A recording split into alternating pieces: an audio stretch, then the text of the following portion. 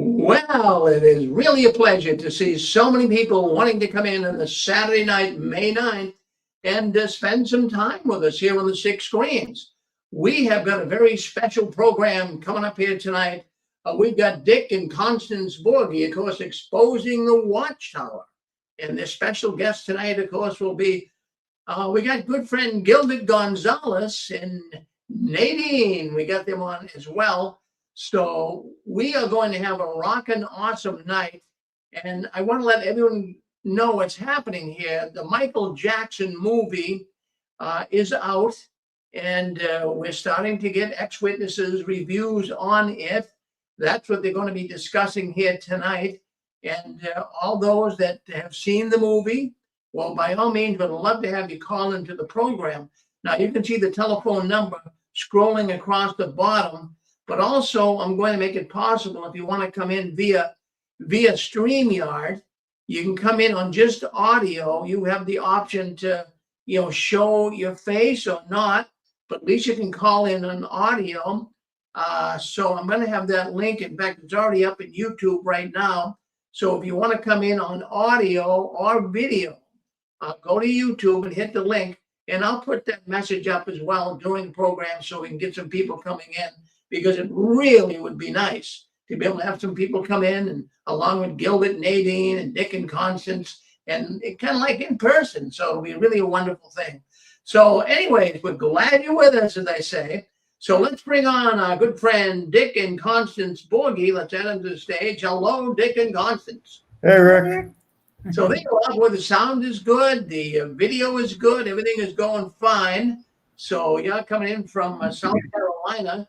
Let's go over to, I believe it's Arizona. Yeah, Arizona. I was getting mixed up with New Mexico, Gilbert. You're in Arizona. Let's add you to the stage. There is Gilbert and Nadine. My goodness. Yes. You guys doing all right? Yeah. It's getting hot. Is it getting hot? Because of the program, you mean outside? Satan is packing up his belongings and getting ready to leave Arizona. Yeah. Well, you don't think that Satan wants us to review the Michael Jackson movie? No. Well, we'll see how he feels about it.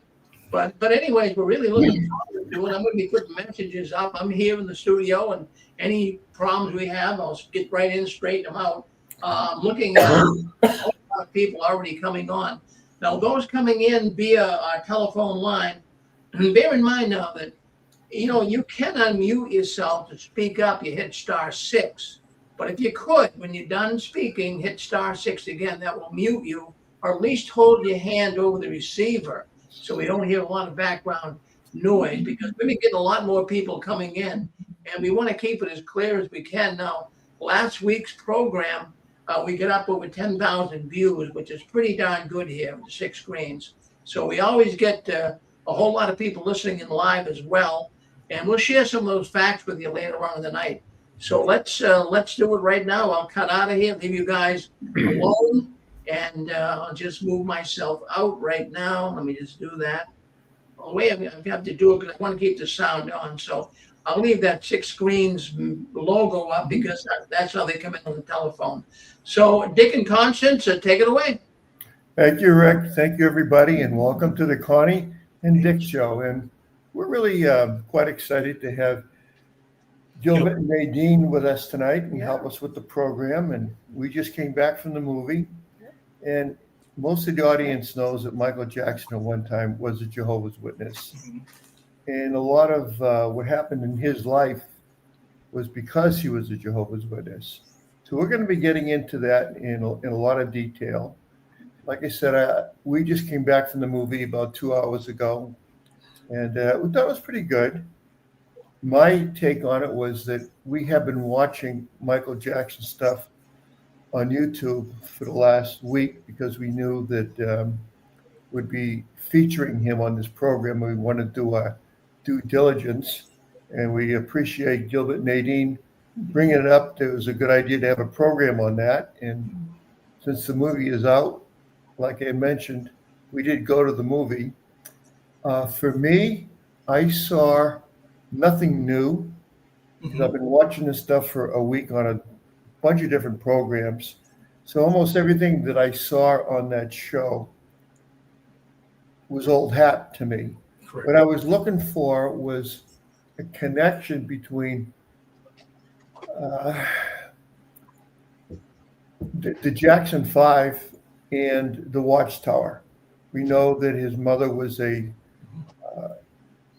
Jehovah's Witness, a very strong Jehovah's Witness.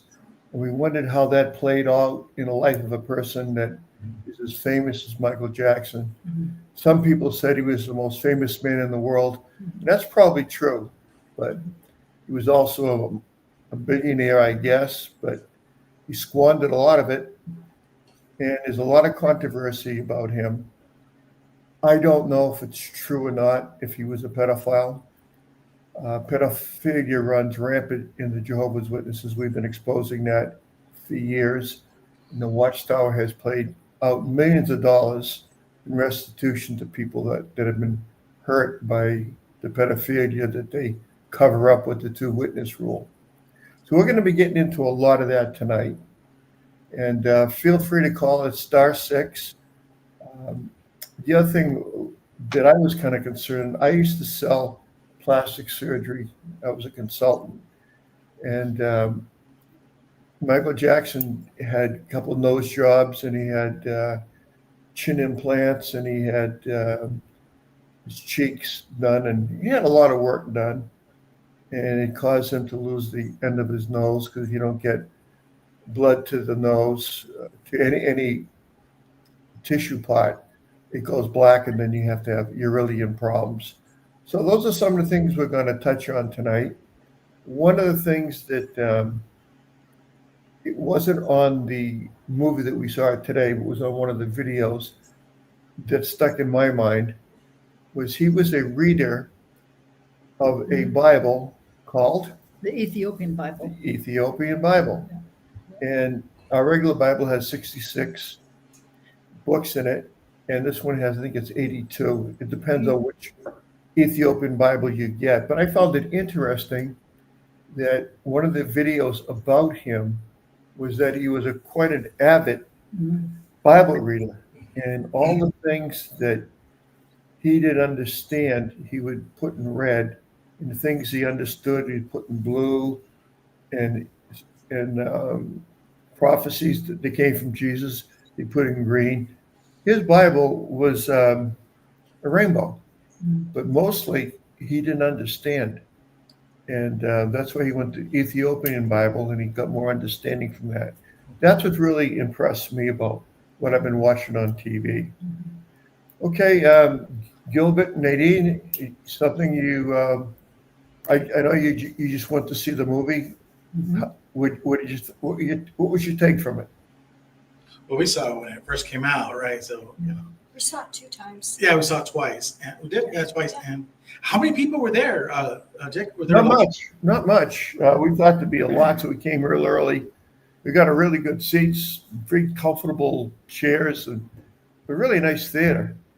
I've never been in a theater that nice, but there wasn't many people in there, to be honest with you.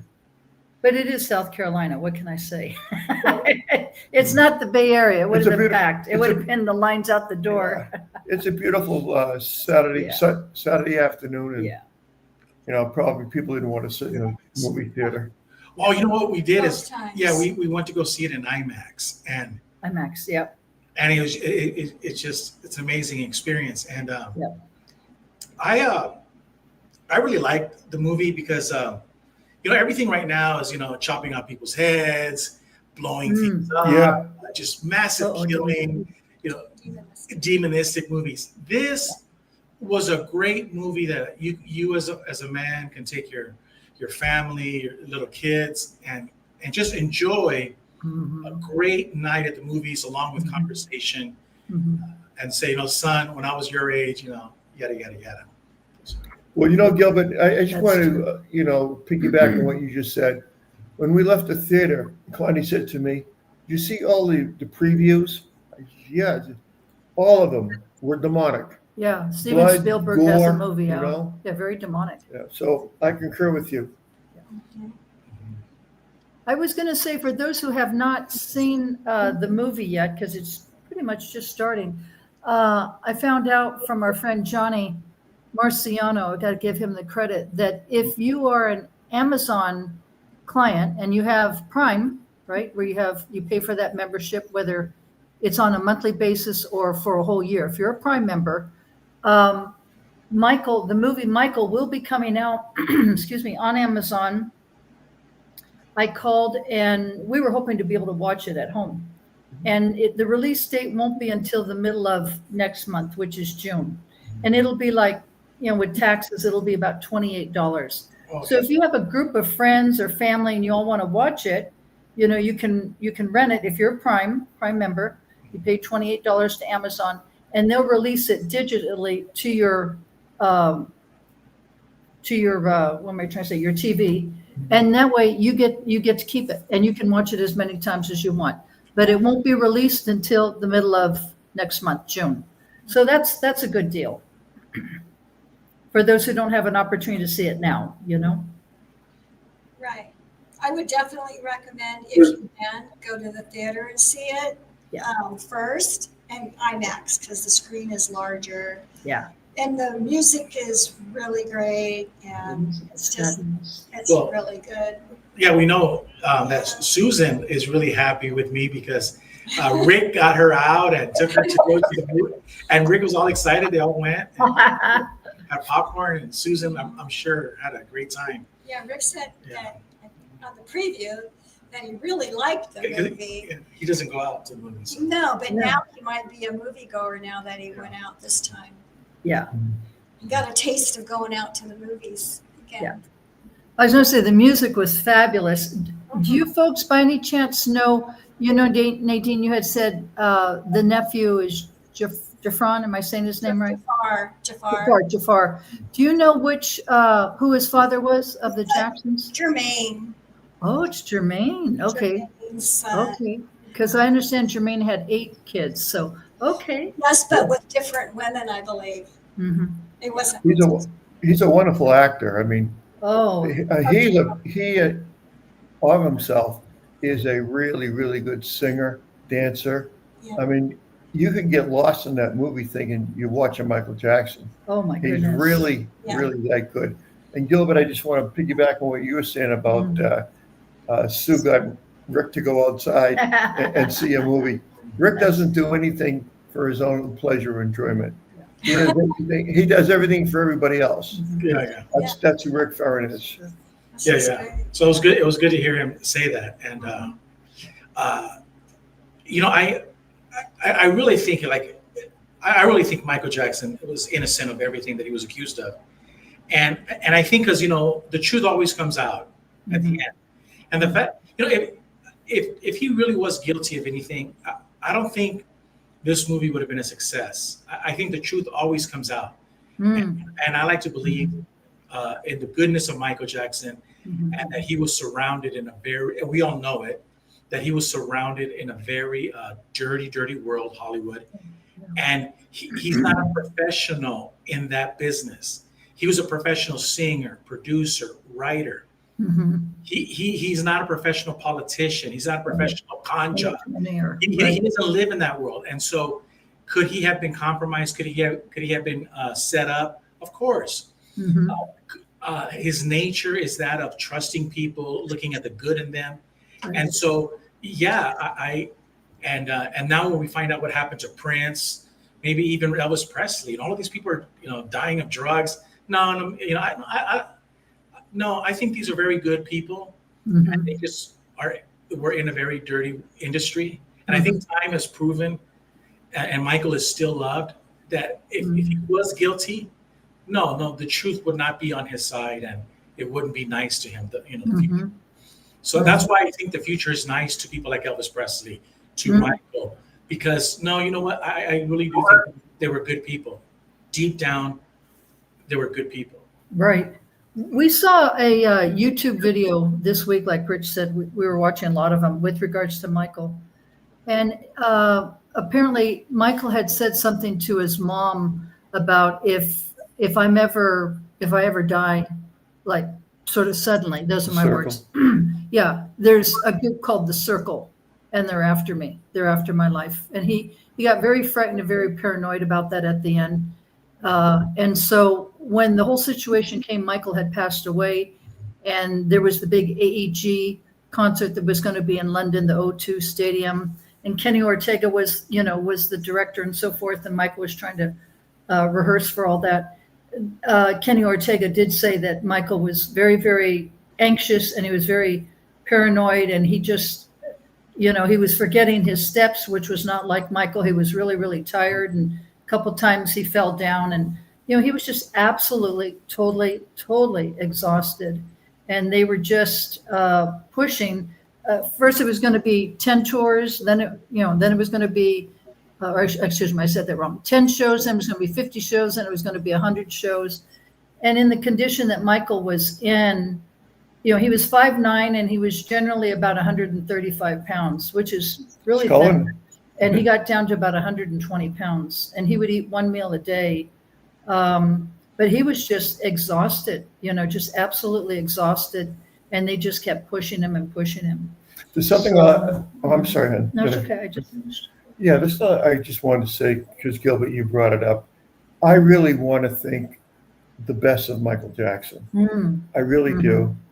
But I tell you what life has taught me.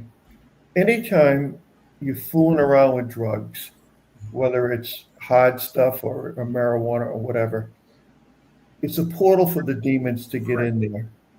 And I think, Michael Jackson's hair caught on fire. He was under a lot of pain. He was taking morphine or something to kill the pain. They had him on Demerol. Whatever it was to dull the pain, okay? Yeah. That stuff becomes very enjoyable to people. They don't even know they're getting addicted to it. And I think there could be an open door to this pedophilia thing. I don't want to think that way. I really don't. But I know, because I've been close to people that use drugs. And it just seems to me you're letting demons in there. It's a portal for demons. And the one thing that demons love is any kind of perversion. And what greater perversion is there to be having sex with an underage minor? Correct. That's just my thought on it. That's why we're going to ask the audience hit *6, and that's just my opinion. And most of the time I'm wrong. So no, let me tell you exactly why I have a question. On the flip side, go ahead. I'll give you your question right now. But let me just say this real quick. The best argument I heard for Michael Jackson's innocence was by Rush Limbaugh, and he says there's no way anybody can be investigated that much and have everything like his underwear examined by the FBI. They wanted him, and they couldn't find one thing. And then Macaulay Culkin comes out and it's on YouTube, and he says that Michael Jackson saved his life because they were trying to take him to an island, with his little boy. And he says that Michael Jackson stopped him from going to that island. So all of the people that are guilty never get investigated. But the one guy that was defending children gets investigated.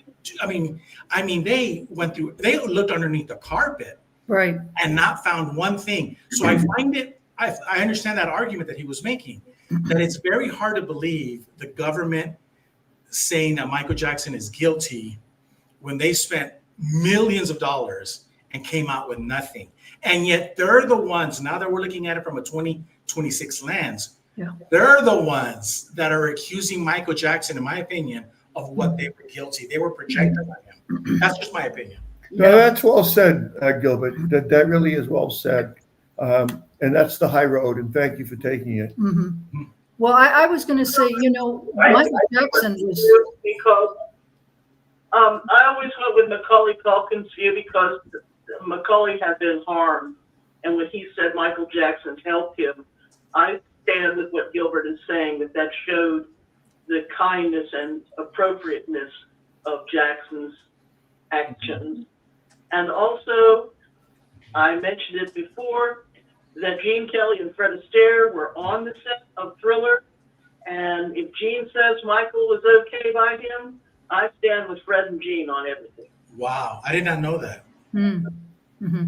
Well, I was going to say Michael Jackson was so very wealthy, and that's the thing about it. You have somebody at that level of talent and stardom and fame and everything else.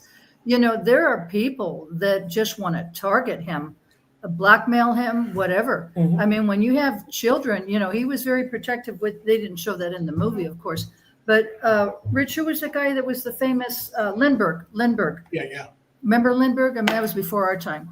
But anyway, remember Lindbergh? Who fly across The the aviation, Atlantic. yeah. And Son was kidnapped. and his son was kidnapped and murdered too, Yeah. right? Mhm. And they did that for a ransom because he was so famous.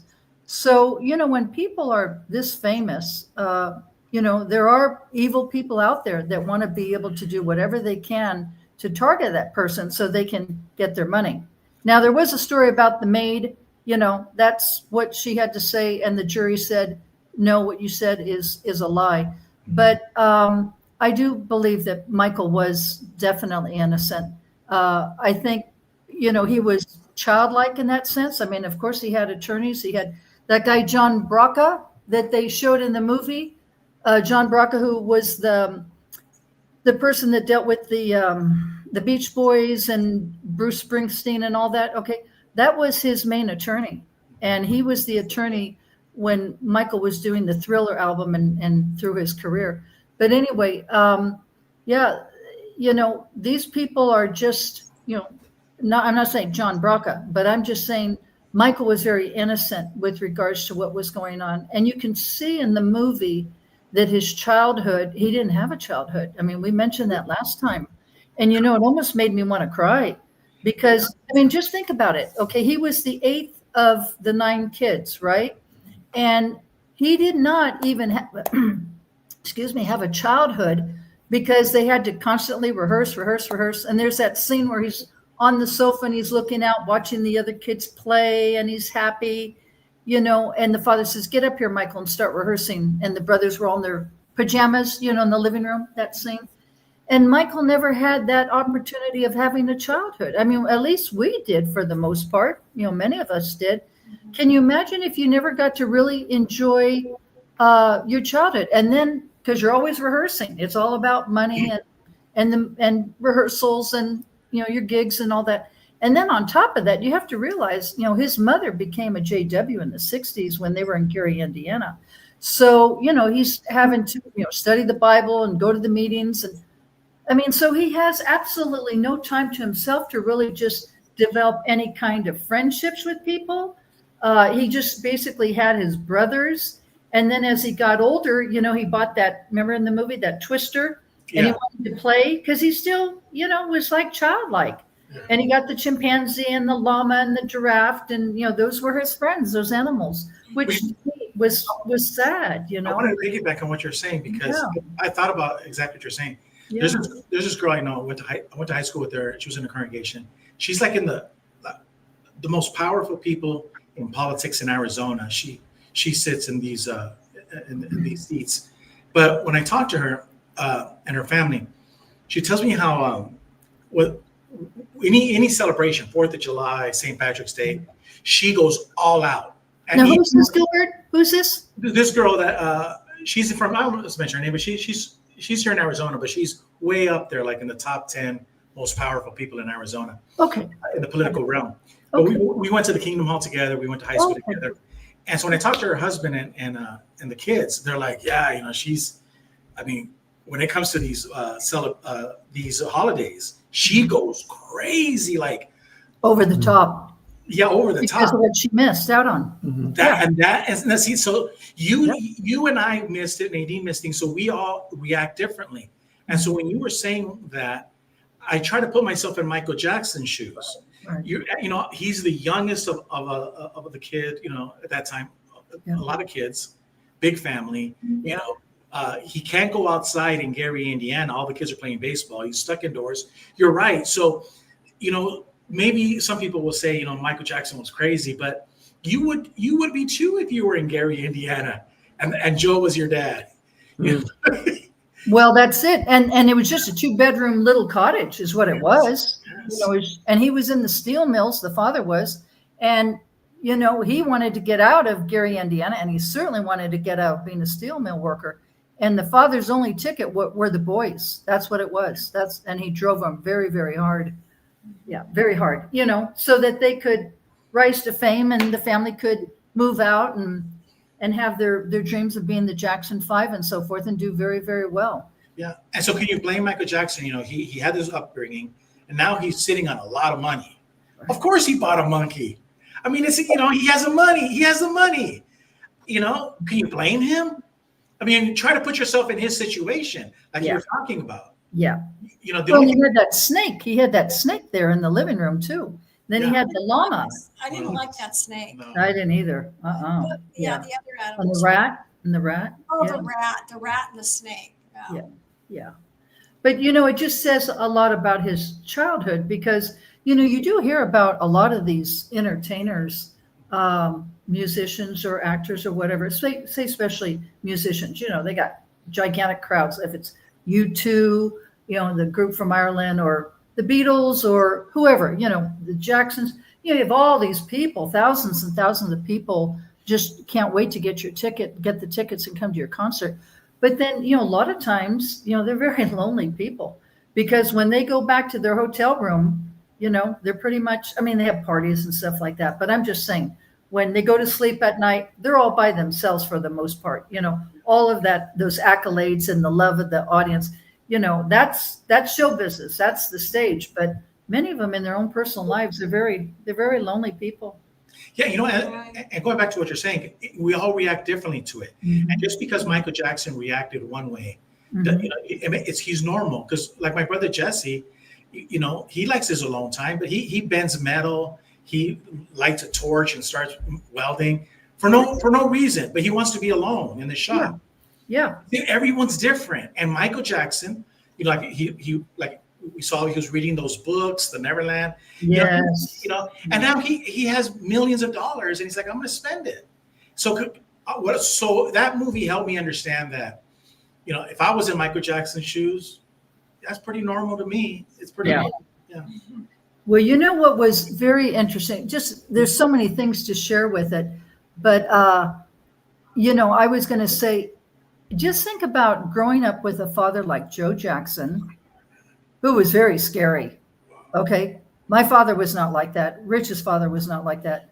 But you know, you guys are right. Whoever played that part, that guy really needs to get an award for. Oh my gosh, he was very good. He was very scary, I think his and name it was hard. What, honey? Coleman Domingo. That was his name, huh? Okay. Yeah, the father, Coleman Domingo. And it was sad when he took out the belt and whipped, you know. That was Michael. horrible. That hurt to watch. I couldn't watch it. I had to turn away. Right.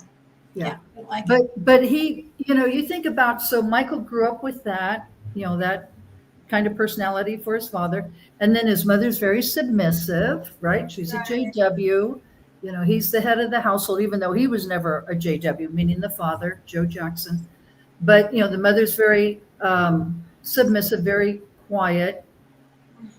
You know, she sees her son getting beaten. That's pretty tough to see, you know. But anyway, what I was going to say is you see that, you know, you have the control growing up as a JW, right? All the rules and regulations, you know, following everything to a T, trying to be a perfect Christian, trying to be a perfect JW, go door to door and everything else that's required. And then you have the father, which I thought this was very interesting. They showed this part. The father, you know, he's going to introduce them to some gigs, right? And the mother says, yeah, but, you know, they got school. Well, who cares about school? He says, the kids are going to do the gigs. So that's like on a school night, or, you know, generally gigs are at night. And then when they came home, they were tired and they were going to have to go to school the next morning. And the father says, oh, no, you're not going to bed. He says, you're going to rehearse it again. And so, you know, those boys were exhausted. Okay. I mean, I know he was a very strict disciplinarian, the father was, but I would say he was definitely over the top, you know, because I think he was abusive. He was extremely abusive. Yes. There was no excuse for that. Like in the scene where they came back and, you know, Michael said something to his dad Like, we're tired. We want to go to bed. And then his father took out the belt and beat him. Right. So that's going to cause psychological abuse. But So, with Michael Jackson. But I like that scene. I also agree with her that I agree with her. It was sad to watch, but it was a teachable moment because of this. If you're in a situation like that with Michael Jackson and the family, and somebody's abusive, then what if Jermaine would have says, well, if you're going to whip him, you're going to whip me next. And then what if Tito would have stepped in? And what if the mom would have said, okay, we're all going to line up. You're going to have to beat us all. And so going to now the Jehovah's Witness saying, as we growing up, that was our problem. When they say, Gilbert's disfellowship, let's just say, then why doesn't somebody stand up and say, well, hold on, if you're going to disfellowship Gilbert, disfellowship me. And then somebody else should stand up and say, well, hold on, if you're going to disfellowship him and her, then disfellowship me. So the problem, what I'm trying to say is that we, the people, Right. like the Constitution says, the power lies with us. There you go. And so am I blaming the Jackson 5? No, just in hindsight, we get abused because we don't stand up as a collective group. Right. But when we as a collective group stand up, then that abuser, backs off. Right. So that was a teachable moment, even though it was like, she's right, it's disgusting to watch and everything. Yeah. Kind of reminds me of, It's a bully. I'm Spartacus, everybody's standing up. I'm Spartacus. And that's why they have those judicial meetings in the back room when nobody knows what's going on. Right. Everybody's left the Kingdom So you Hall. think, well, all these brothers are appointed by Holy Spirit, which they're not, but that's the way you think when you're a JW. Mhm. So if the Holy Spirit told 3 brothers to disfellowship somebody, that person should be disfellowshipped. And usually that's not the case. Right. They don't deserve to be disfellowshipped, Right. even by JW rules. Yeah, I was going to say, when somebody's in the back room with the 3 elders, it's like 3 bullies ganging up on somebody, Yeah. and you don't have anybody there. No. Fortunately, I was never in the back room with 3 elders. Yeah. Because I knew how to navigate my way on this. But Yeah. But going back, Yeah. it is a teachable moment that and those of you that are Jehovah's Witnesses don't understand it, but an ex-Jehovah's Witness understands that you can't shut up when somebody's getting physically abused in any setting, a family, religious, or any setting. You got to stand up. Everybody has to join the chorus and say no. But the problem, Gilbert, is that everybody's afraid. Well, that's it. That's exactly right. And they say, They why are. are you doing this to brother so-and-so? Then they're going to go, oh, are you an apostate also? Mhm. So they make it so that people can't stand up for each other. Right. Well, they use that. I'm sorry, honey. Go ahead. I didn't mean to cut you off. Oh, no, just that you're basically on your own.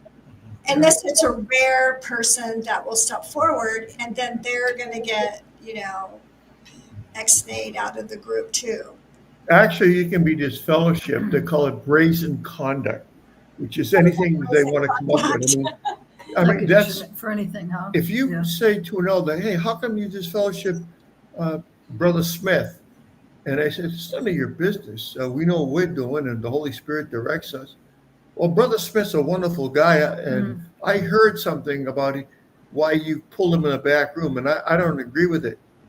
That's brazen conduct. We're going to disfellowship you. Well, I was going to say, in terms of Michael, I saw the father using the same strategy that the governing body members use.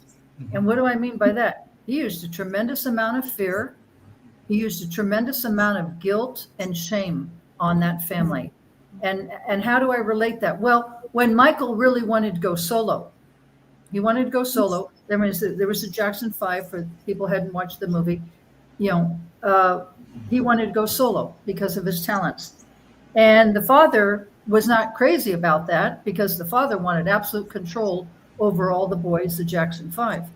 And Michael was trying to break away from the father's control. And so that's the scene where Michael was in the bedroom, and the father came up and basically said, remember, let me back up a little bit. The father had spoken, he was having a couple of cigars with Don King, the promoter for the fighter, Don King, the guy with crazy hair. And that's how I remember him. Anyway, and so what happened is between the father, Joe Jackson, and Don King, they set up the Victory Tour, and that's where the Pepsi commercial came in, right? Right. So Michael was not interested in going on the Victory Tour because he wanted to do his own tour. But then the father used this intimidation, fear, and guilt and shame. Well, Michael, you need to really understand what it means to be a family member of the Jacksons. And, we need to do this, or you need to do this for the family, right? And when he said this, it reminded me of like being in the Kingdom Hall as a JW. And it's like, whatever we do, as a witness back in the day, we all do it for Jehovah, right? It's not like the real truth of the matter is we're doing it to worship the governing body because that's what they tell us. But no, we're doing it for Jehovah. And if you don't do it for Jehovah, then we're going to guilt you and shame you and create a lot of fear. And that was Joe Jackson. That's how I saw Joe Jackson in his whole life with Michael. But you see, you bring out a great point because I was thinking the exact same thing. But Michael Jackson became like an apostate. He basically fired his dad and says, no more. It stops here. Yes, And when you become an apostate, you say, I am king. Not you, I am king of my own house. Right. And that's what the whole American experience is that no, we don't have a king, George. We are king in our own house. King George of England. Yeah, it's just us. And so when Michael Jackson did that, his brothers were still slaves to Joe Jackson. That's right. We're still there. So could Michael Jackson have gone back to tour with his brothers? Yes. Oh, yeah. But it want to be under his terms. Exactly. Because Michael Jackson says, I am king. Right. And that's what he was basically saying, that, this is my life. And yes. And so whether it's the Constitution or whether it's Michael Jackson, we all have a different way of saying it. We have the flag, don't tread on me. There's a million ways to say the same thing. Right. Let me make my own decisions for my own life. And so, Michael Jackson, in a sense, was an apostate in that aspect. He had to become an apostate from his dad, right? Leave that clan, and then he had to leave the clan of his mother. I said, yes, enough. He had two, right? He had two. Mm-hmm. He had both. And the thing is, what's interesting, Gilbert, about that is that it's not like he was disowning his family. He loved his family. He loved all his brothers. He loved his mother. But I loved when he was in that boardroom with all those men, and then he found, John Braca. And John Braca had been actually the attorney, like I say, for the Beach Boys and for Bruce Springsteen and a lot of, and so anyway, so he hired him. And the one thing he said is, I want you to fire my father. And so John Braca sent that fax, and the father was absolutely shocked. Like, how dare you try to do this to me? You wouldn't be anything without me, because the father was very narcissistic. Yeah, Brian Wilson fired his dad. Oh, that's true. Well, his father was abusive too, remember, Rich? That's of the Beach Boys. Yeah, his father was abusive. You can't abuse somebody or something for a long time and get away with it. It eventually comes back to haunt you, and you get bitten in the backside by it. Yeah. And I think with all the apostates out there in the last 20 years, we've been shown the Watchtower to be the fraud that it is. And my personal belief is every single one of those governing body members has a demon or demons inside of them, because they are professional liars, and they don't give a damn about anybody except for their perversion and their dollar bills. That's it. They follow the money. They are definitely demonic because the way they act. I mean, you saw the fear stuff. Oh, yeah. Like you're talking about, look at Jackson. And by the way, this is Donald from Texas. Yeah, I don't.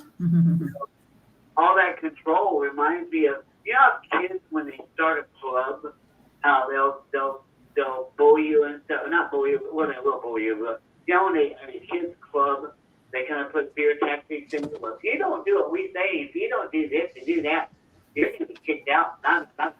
They do all that stuff. Just like it's the same thing children do. They put the same kind of fear tactics that children do.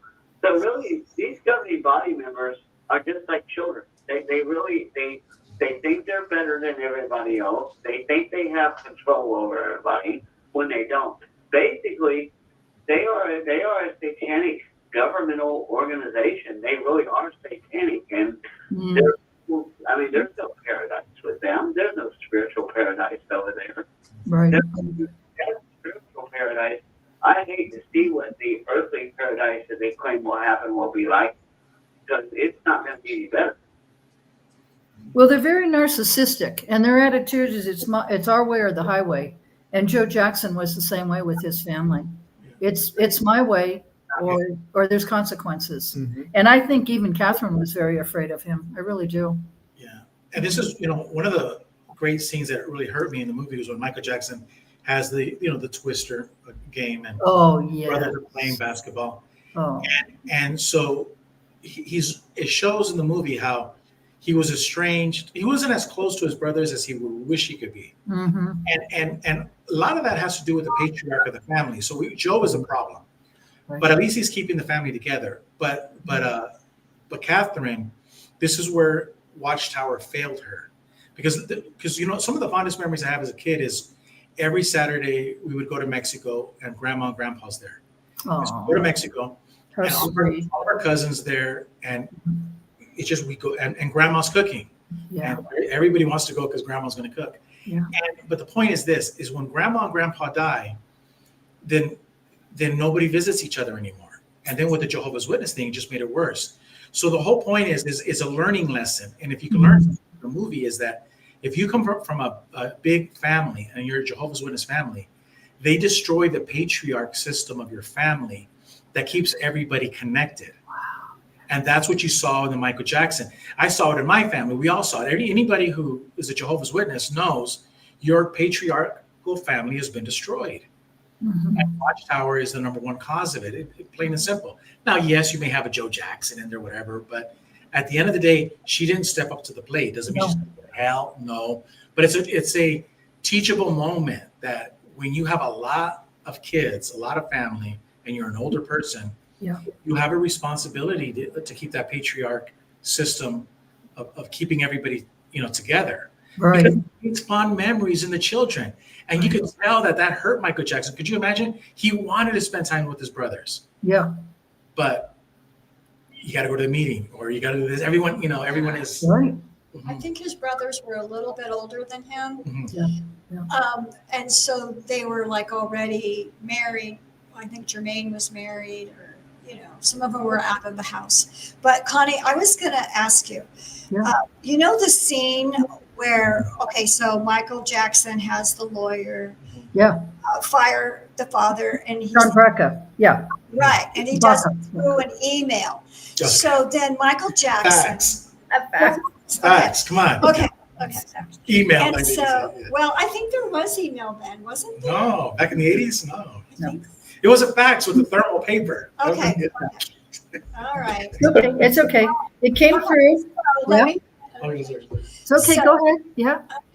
So he's in the kitchen and I he's saw getting that. into the freezer to get ice cream. Oh, that's right. To go back to the chimpanzee, remember? Because he was playing with the chimpanzee. Right. So he goes into the kitchen, he opens the freezer, he gets ice cream. It was like strawberry. I think it was strawberry Right. ice cream. Good. And then the father comes into the kitchen Yeah. and he brings the paper like, oh my God, you did this to me? Well, okay, so when back to the boardroom, when Michael Jackson had the lawyer say, you know what, I want you, your first job is going to be to fire my dad. I had envisioned that Michael Jackson had moved out of the house. I had no idea he was still living there. And the father approaches That's a him, good point. and I was wondering, well, what is Joe Jackson going to do to Michael because he was fired through the fax? Yep. I thought he was already moved out. I know. You would think I so. think so too. I thought he was moved out of the house. Oh, I know it. I was afraid of what would happen if they were still living together, and they weren't. They were still living in the house together. Right. That's an excellent point, Nadine. You know Oh, yes. but the funny part about that scene was even the lawyer was afraid. Oh, The yeah. lawyer was afraid. He Well, was afraid. You could And tell. their managers too, when they're like, Those two came. talk to Joe, Yes, they were. talk to Joseph, right? Mhm. And then, about Michael, they wanted Michael to go solo. And Joe Jackson says, well, you can have him. No, he's mine from like 9 to 5. 9 But to you 5. can have him. He can rehearse at midnight. I don't care. But he's mine. And the guys just went, okay, sure, we'll do that. Because they didn't want to, push it Rock any the boat. further. And so Michael Jackson actually would get into the car. With, his driver would pick him up, and he would rehearse in the evening. I guess at midnight. But see, that goes to show how great that movie was, because it helps you put you in the mind of Michael Jackson. Because if even the worldly lawyers are afraid of him, my gosh, Yeah, but they were smart because they just went along with him and said, sure, yeah, yeah. But You can have him from 9 to 5, and then they were thinking this. They didn't say it. I But know. tell me, the director made them have that face. Like Right. they didn't just do it because that was part of the script. Yeah. You're going to have a fearful face, because I bet you they put that in there because this is how powerful of a figure you have, whether it's a religion, a government, business, where they're just oppressive. Right. But I could tell, Gilbert, that they were very happy with what he said. Like, yeah, he's mine till like 5, and then you can have him. They weren't, I don't think they were expecting that. They were expecting Joseph to say, forget it. No, he's mine, 24/7. So they were just glad to have him whenever he could. That's a good point. It's a good point. I was going to say, I think that, how the father looked at it, even they didn't show this on the movie, but when Michael even died, and there's the funeral and the casket and everything there, and it was open to the public and was on TV, right after that, after whatever portion of it, the father was promoting one of Michael's releases, and the father was all about the money. He even said that Michael is a money-making machine. Remember, there was that party that was in the movie, and it was supposed to have been, for really the accolades should have been for Michael, and the father had to make some comment and make it all about him. And this one guy looked at Joe and said, boy, you can't even let your son have one day of being able to give him the honor and the respect. You gotta basically, and these are my words, you gotta rain on his parade because you think it's all about you rather than your son. And that was his father's attitude. He would go into after the whole show and embarrass Michael in front of everybody. Like Joseph would say, oh, here's the big man. Here's the big man right here, and I think one of his brothers said, you couldn't just give him one day. Yeah. Just one day. That's right. And another point, Go ahead. really quick. Yeah. After, the Pepsi commercial, when he Yes. was caught on fire, and then he's in ICU. I guess he almost died. I didn't realize how serious. Nadine, I said the same thing to him. I just thought it was second, third degree, but I didn't know. it burned the nerves on his head. He almost died, he said. And it was very, very painful. Yeah. Well, so the father was talking to the doctor and said, well, when can he go back on tour? He's got to get out there. He's got to go. And the doctor's like, Mr. Jackson, your son almost died. Yeah, he's in ICU. Mm-hmm. He's in critical condition. Mm-hmm. And the father he was horrible. He was, and the physician, in ICU had said, had the fire burnt his body and his face, nothing would have been left of him. He wouldn't have been alive. I guess He wouldn't have been alive. the doctor said if it would have went to his face, that he wouldn't have made it. And what's very interesting about that is, it was a Pepsi commercial, right? But now that after seeing the movie, I didn't realize how that came into play, with Michael's life. Well, that's when Michael really wanted to separate from the Jackson 5, and he wanted to go solo. And had he gone solo, because he wanted to do his own tour, which I think eventually he did, but this was the Victory Tour. This was all part of it. This is what the father did behind his back and scheduled this. And so Michael felt like, okay, I'm obligated because we have to think of the family first. And had he not done that, he wouldn't have had this serious injury. And I think Catherine kind of brought that out too. Yeah. Yep, she did. She was upset with him because she knew that if he wouldn't have pushed Michael, that he wouldn't have gotten burned in that Pepsi commercial. Right. She was ticked off. But That's why Michael said to her, "It's not your fault," but you could tell he was ticked off. Michael Jackson was ticked off. because too. he's the one that had to suffer all that pain. Right. And I think really Michael wanted his mother to protect him more. Yes, yes, Than she did. yes. That's I just a agree. feeling that I And the get. brothers. and Well, the older especially a brothers. mother, because that's a mother's responsibility. I Right. agree with that. Mhm. There's one thing about the movie that I saw, and it's going to answer this question because John Marciano asked. Oh, good. John Hi, Marciano, Johnny. he goes, "Does anyone believe Jackson was killed?" And I do, and I also think Prince was killed, and maybe even Elvis Elvis Presley. And but here's the reason why. Mhm. Because if you go back into the 80s and even earlier, I was watching just a Blues Brothers clip.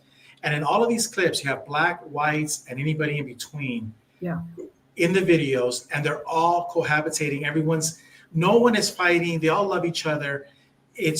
And for those of you that didn't grow up in the 50s, 60s, 70s, and 80s, everybody got along. Blacks, whites, there was some fringe. And in the movie, when Michael Jackson goes to the dancers, they're all dancing, they all have the clothes like the original Thriller. And Michael Jackson was of the belief that music could help the Crips and the Bloods, the two black gangs. Why are you guys killing each other?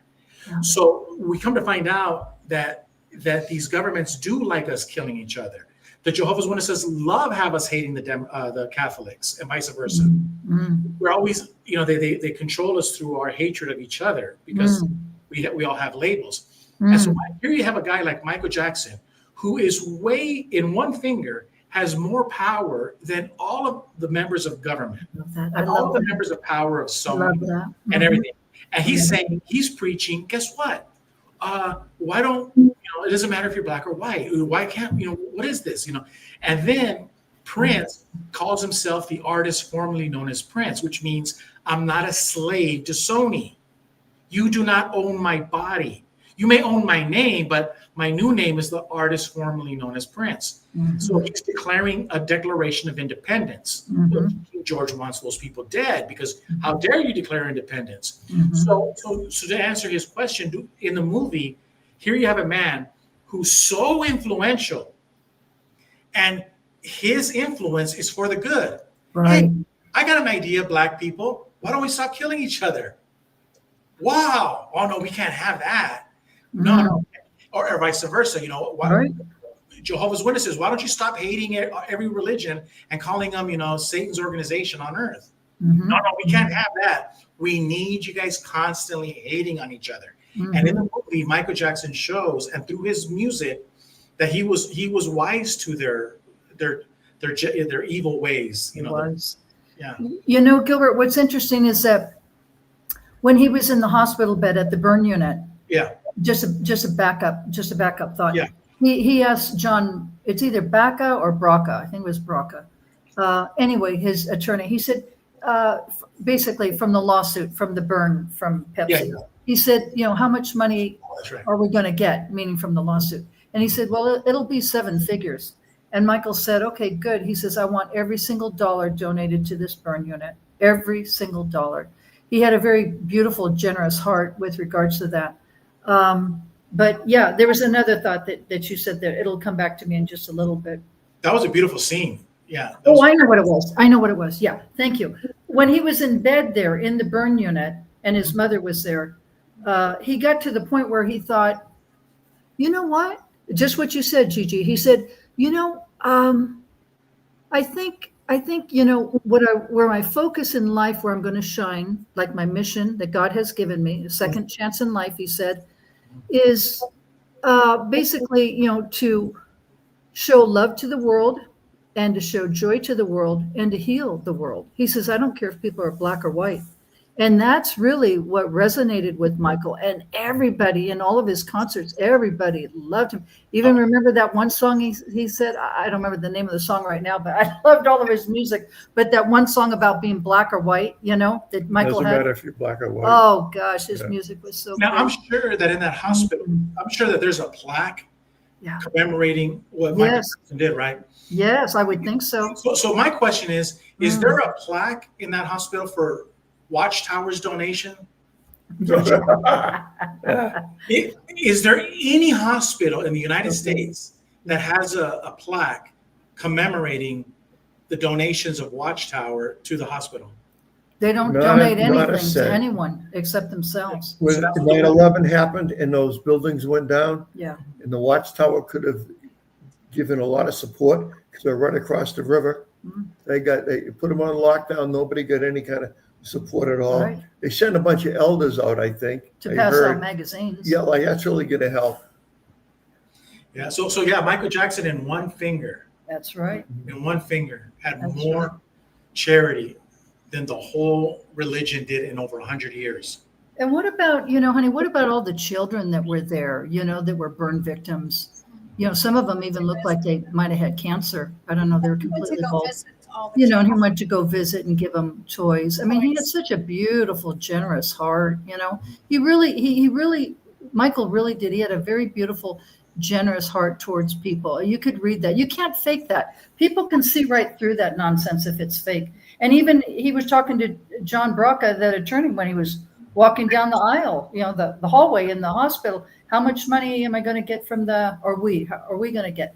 He said, it'll be 7 figures. Okay, 7 figures. That's like $1 million, if not more. That's Yeah, 7. but back then was different, huh?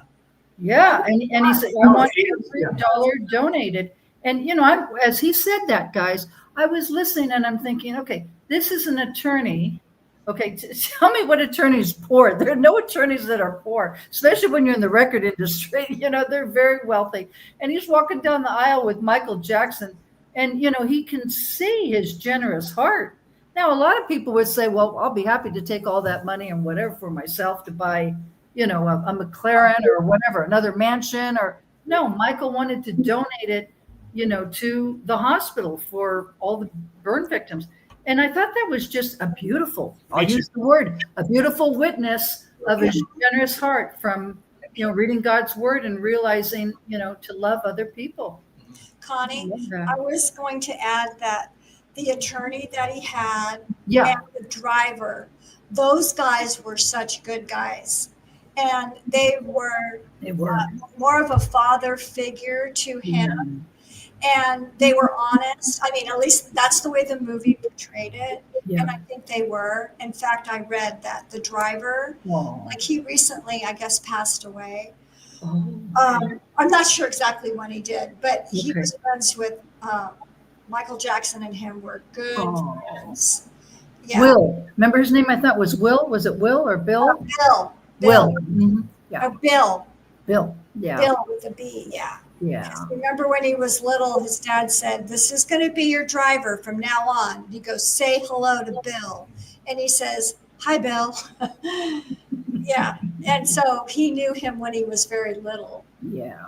And so he was like a father figure. He trusted, I think he trusted the attorney and Bill, the driver, more than he did with his father. Yeah. And that's very wise to say that, Nadine, because, when you're in that industry, like Neil Sedaka, we grew up with Neil Sedaka. Yeah. Remember Neil Sedaka? Love him. 16, the song. Oh, he had so many great songs.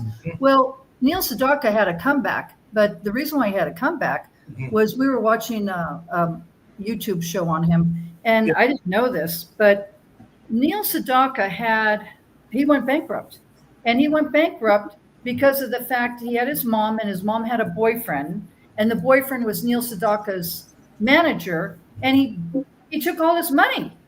And then Billy Joel too. Billy Joel was another one. And the other one was Barry Manilow. Okay.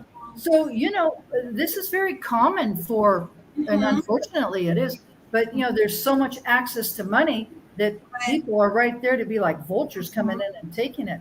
So, Michael obviously was aware that this happens in that music industry.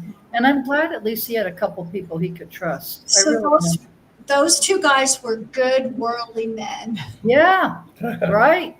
Yes. That's right. It's interesting that he didn't go to Jehovah's Witnesses for help. No. Managing his money and so forth. Oh God, they would have given it all to Watchtower. They Right. probably would have misused it too. Yeah, for sure. He'll always be marred in controversy. I mean, the movie didn't touch on it, but he they had a lawsuit against him for pedophilia, and the settlement was $23 million. That was with Jordy. Remember Jordan Chandler? Yep, Mm-hmm. that's who it was. Mm-hmm. I And grew up. I don't know.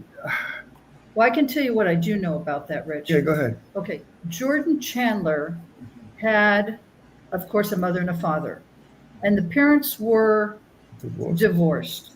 And so the mother had, custody of Jordan. Sometimes they call him Jordy, but it was Jordan Chandler. And he was very close to Michael.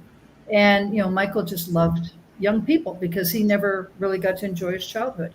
So anyway, the father, Jordan Chandler's father, didn't really have a lot of time for whatever reason, or chose not to, I'm not sure, time with his son, Jordan. And Michael was spending a lot of time with Jordan and other children as well. Well, the father was angry. He was angry because Michael Jackson was spending more time than he should have, or he could have, whatever. Anyway, he was a dentist, that's right. Yeah. So he was a vulture. The father, Jordan Chandler, was a vulture. Those are my words. And even the son had said to the father, no, he hasn't done anything to abuse me, Dad. And the father went after Michael Jackson like, I'm going to retaliate against you because, you're spending more time with me than I am with my own son. It was just retaliation. That's what it was. The guy was greedy as all heck. Oh, and then I found out, Rich, I found this out. I think it's true that sometime after that, the father died. The father died. If you're a big time celebrity, like you're a Neil Diamond or someone like that, right? Yeah.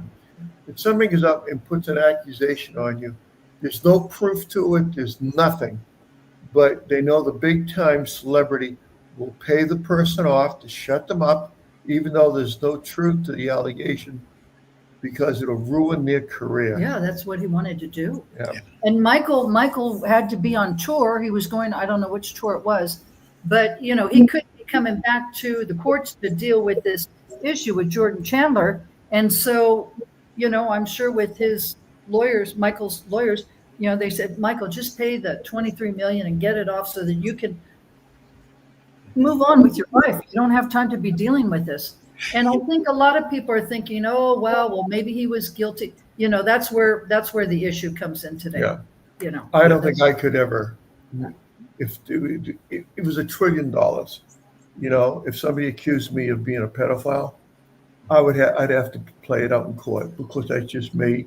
I'm not on concert tour, and I don't make $100 million a year.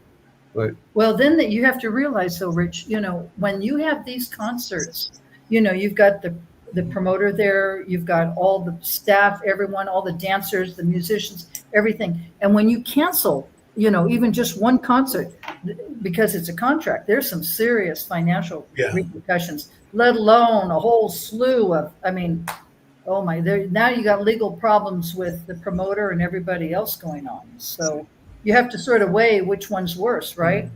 You're caught between a rock and a hard place. Hey, one thing I wanted to talk about this movie, and I know Rick's listening, and it has to do with, because, Nadine was mentioning that she's driving around town and she's hearing Michael Jackson songs in different places, huh? Yeah. Recreation radio. Yeah. So this is the thing. So again, for example, when a Jehovah's Witness listens to the show, Rick Farron's show, isn't it interesting that 20, 30 years later, we're still playing Michael Jackson music. Yeah. But Jehovah's Witness music gets deleted from Watchtower. Just think about it. It gets deleted. Watchtower deletes it. But here's the other thing. The reason they killed Michael Jackson, the reason they killed people like Prince and others, and they say that it was drug overdose. Yeah, right. It has to do with elevating the human spirit. There's two types of people in this world. Some that want to elevate the human spirit, right? Some that want to bring it down, and those in the middle. That's kind of what Jesus says: the hot, cold, and the warm, right? Lukewarm. Right. So what you have here is Michael. When you watch the movie of Michael Jackson, you come to realize that Michael Jackson was trying to elevate the black musician, and the black music, and take his genre and create a special genre. Same thing with Prince, and you could say same thing with all of the famous Black musicians. They got something, and they elevated the human spirit, and everybody else is elevated. So, especially through Motown. A rising, because a rising tide, a rising ocean, right? Yeah. All ships rise with a rising tide. Yeah. So if you look at today's musicians, it's the lowering of the quality. Everybody's, you go on YouTube, everyone's complaining about the quality of the music, the lyrics. It's just not there. So you have to ask yourself, is this by design? Yes, because when Watchtower plays stupid music, they stupefy you. It's spiritual stupidity fed to you in a song, and it sounds like a Disney song. Instead of, it's so bad that they even took the word "kiss the sun" from Psalms chapter 2, where it says "kiss the sun unless you whatever that song." They got rid of the words "kiss the sun." I mean, that was the best part. That was the best part. That was the best part. It's like taking the words "twist and shout" out of the song "Twist and Shout." Chubby Checkers. I have to say that was that's cute. Yeah, how can you do that? They took it out of the Silver Bible, and you don't kiss the sun. That is the most. I had an ex-Jehovah's Witness friend back in 2017. He was arguing with his wife about it. He goes, "This is everything. Psalms 2, kiss the sun." And so the point is, when you look at today's music and you see how the stupefaction, and you look at Watchtower, they're not elevating the human because they don't bring in the best. Did you notice how Michael Jackson went and found the best dancers? Where? Oh my gosh. He found them in the street. Yeah, right. He elevated doing this song bad. Watchtower doesn't bring people in to elevate them. Oh no. No, not at all. They don't say, "Oh my God, we have an amazing harpist, amazing guitar player. Let's elevate him." No, they don't do that. No, because everyone's a good for nothing slave. That's the point. Right. I'd like you to stop us for a second. We've been yakking for over an hour. Star 6. Can we wait? Oh yeah. Can we wait just a little bit? Okay. I just point that I have noted. Both Prince and Michael Jackson, I would say 90% of their songs are in the major key. Now, we know that the blues was invented as a Black genre originally. We know tap dancing goes with Blacks and Irish. We see this in Riverdance. We see this in Gangs of New York. But with Prince and Michael Jackson, most of those songs were in a major key. We're still feeling happy when we hear those beautifully produced, complex dance tunes. So he was great around the world. Yeah, that's called elevating the spirit. They make everybody better. Connie, I was going to say, and it's kind of what Gilbert was talking about with the Black music that he wrote. Well, one of the best scenes was when he had that manager, boss, whoever that guy was, the big guy at CBS, that he wanted his song, Billie Jean, on MTV. Oh, yes. That was so good. That was awesome. There was no Black, I guess, singers in MTV. On MTV. MTV. So, but then he got it on there, and it got so many. It I remember as a kid. It exploded. Because what happened is that, you had Motown, you had the Supremes, you had the Temptations, you had everybody, Smokey Robinson, you had them all, Diana Ross. They weren't on MTV. They were not on MTV. And I can't believe that. Yeah, Michael was so, he could really see he wanted his light to shine. He really wanted to move forward. And he said, no, I really do want to be on MTV because, there are no Black entertainers on MTV, which I thought, wow. That's true. The Blacks had a program called Soul Train. Oh, yeah. And that was really big. And there was no white performers on that. So they kind of balanced out. Well, that was a Saturday show of dancing and people would, they'd be introduced. That's true. But MTV just, he exploded on MTV. Right. And then the stadiums just filled up like crazy. Oh, I love that part. Remember the big guy at CBS? I can't remember his name, but he said, "Oh God, I just love you guys so much. You guys are great. The music is selling so crazy." And he's like, "I love you, Michael. What can I do for you? I'll do anything you want." And then so Michael said, huh? Well, you know what? And you He know, said there So was true. the one thing that he wanted Yeah. was Billie MTV. Jean on MTV. and he just couldn't believe it. And But- so, yeah, the guy made it happen for him. And I bet you know where he I got that love from. that. Yeah. I know where Michael Jackson got that from. Jackson got that from Frank Sinatra, because Frank Sinatra is loved by everybody because, you see, he was abused in the 1940s and the 50s. They took him, but he finally became one badass, Frank Sinatra. And no more. So when he did the Las Vegas residency, they were telling a lot of Frank Sinatra that Count Basie and Ella Fitzgerald and Sammy Davis Jr. can play, but they got to go stay at the other hotels on the other side of the tracks. And Frank Sinatra's like, hell no. I'll go back to California. I don't need to That's come right. here. I do know And that. so, about so Frank Sinatra put his foot down on that. Yeah. And so did Dean Martin, and so did everybody else. And they said, Yeah. Elvis was the same way. That's true. Yeah, and Elvis. No, Elvis yes. was the exact same way. And so Michael Jackson just got the football, and he just scored another touchdown. Yes. And that's the thing about elevating. So Yes. Frank Sinatra did Love it, that. Elvis does it, and then Michael Jackson does it, and they just take it to the next high level. Yes, yes. Well, and the other thing I was going to say, as I was thinking about the movie and watching it, I was thinking, let's see. Now I know I just associated myself in 83, and Michael DA'd himself in 87. So, as the concerts, as the movie progressed and got into 88 and so forth, then Michael was already disassociated. So I'm not quite sure where that came in with MTV and leaving Motown and all that stuff, right? But what I wanted to say, because that was in the 80s with Michael. He DA'd after I did. But you think about what you go through to leave this organization, right? Whether you're DF or you DA'd, right?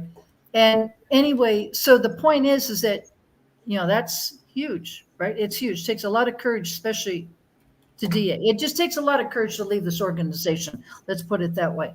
So, Michael went through all of that trauma to deal with that.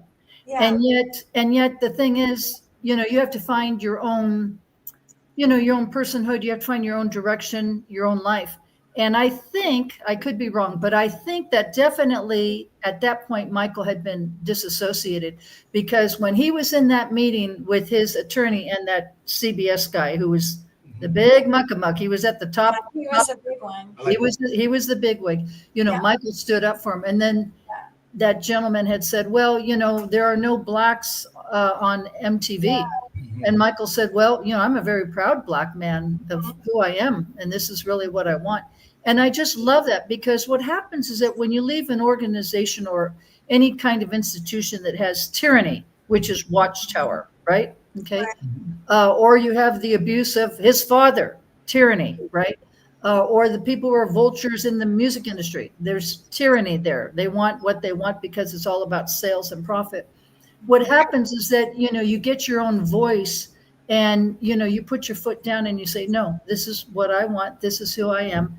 And if you don't like it, too bad. That's just who I am. And it takes a tremendous amount of courage. And I saw that with Michael, just breaking away from his father was huge. And then being able to find his own personhood and doing his tour. I mean, he, like you say, Gilbert, he just shined like crazy, It was amazing. It was amazing. That tragedy built him up to make him even stronger. Go ahead, honey. Go ahead. Okay, Connie, I was going to say, I just heard a podcast. Yeah.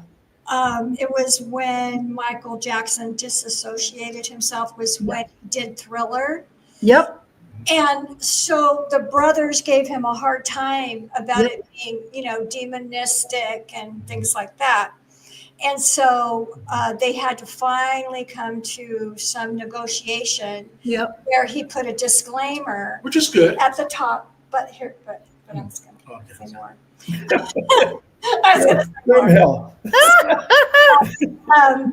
That he doesn't believe in the occult and this and that. And so, but then they were just hassling him so much. He couldn't be, the creative artist that he wanted to be. That's right. And that's when he disassociated himself from the Jehovah's Witnesses, because they were just, stifling him so much. That's right. And so And That there was also makes sense. there was also another thing, honey. Did you get to finish? I didn't The want sister to cut was you off. disfellowshipped. Yeah. Yeah. Did you get to finish, Nadine?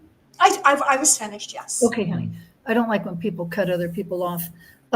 His sister Latoya had been disfellowshipped, and of course all the kids were raised JWs because the mother got involved in 1960 and got baptized. She's still a witness. The mom's still alive. Right. Last I knew, she was 94. She might be a little older I now. think she's going to be 96. Wow. I just read something today on that. Wow. Okay.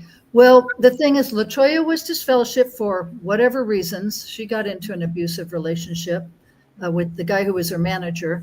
But anyway, he was not a very nice person.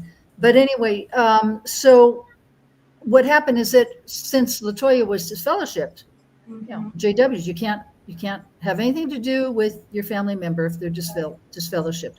And that just crushed Michael. I'm sure it crushed others. Janet, I'm sure it did. We know what that's all about. It's not about love. It's about control. It's about division. Discipline. It's horrible. It's very evil. So I read this in that book that I had of Michael Jackson. I didn't read the whole book. Like I said, it was about 500 pages and it was a biography. Michael Jackson had been a close friend of Marlon Brando, who played the Godfather. And Michael had asked Marlon Brando, he says, my religion tells me I need to, because my sister's disfellowshipped, and of course he had to explain what that meant. I'm told that I have to have nothing to do with her. So Marlon, what do you think? And Marlon Brando said to Michael, he said, get rid of the religion because you can get another religion anytime, but you can never get family back. And so Michael, really respected Marlon Brando and he paid attention to that. And that's exactly what he did. So, And then I saw this podcast and it was Latoya. It was Latoya talking. Uh-huh. See, it was her talking. Yeah. And that when she got in trouble, her brother-in-law, who's an elder, is the one that told her that you cannot talk to your sister Rebe again. He's the one who told her that. His name was Brown, Nathan Brown. Okay. Rebe's husband. Rebe. And so that really crushed her, that she couldn't talk to her sister. Mm-hmm. And he's dead now. He's dead now. He's dead. Rebe and Nathan had 3 kids and he's dead now. He died a few years ago. Oh boy. Yeah, Rebe's still at JW, so is the mom. So I don't know if Rebe is talking to Latoya now. I don't know. But I think the mother was talking. She talks to all the kids. Yeah, she should. So he died. Huh? Who did? Nathan Brown. Her brother. The oldest sister, Rebe, she was the firstborn. Her husband was Nathan Brown. He was an elder. Oh, I thought Armageddon was supposed to come in his lifetime. Yeah, really. The Watchtower made a clarification. Remember that you're probably not going to see it in your lifetime. Oh yeah.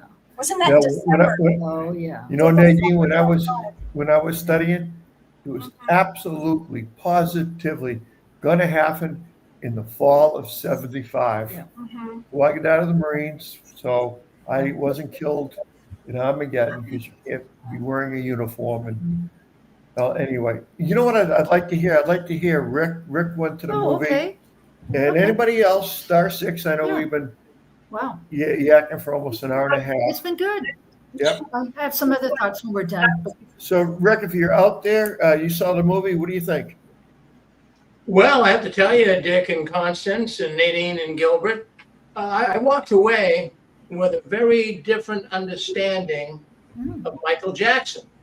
Okay. I never really, was a Michael Jackson fan. My kids loved him.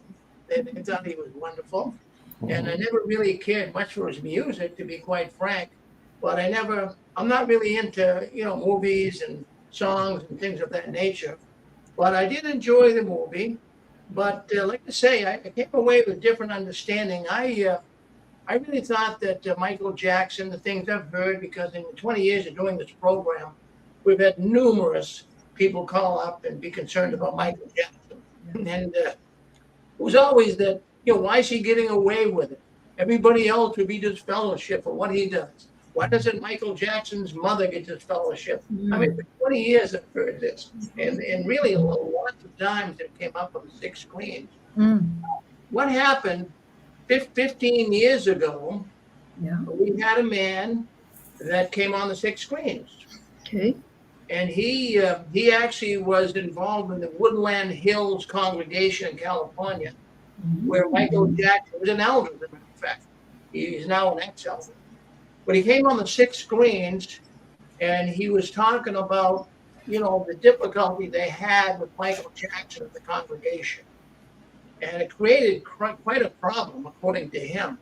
He mentioned that when Michael Jackson came out with Thriller, I believe that was in 1983, that it really was a problem.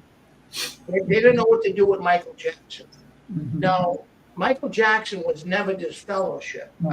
Michael Jackson was never baptized, and he wasn't disfellowshipped. But they were trying to bring some type of an action against him. Because, the witnesses knew that he was one of Jehovah's Witnesses. He's got himself dancing with so-called demons and, dancing the way he did. It just wasn't going over big in the Watchtower world.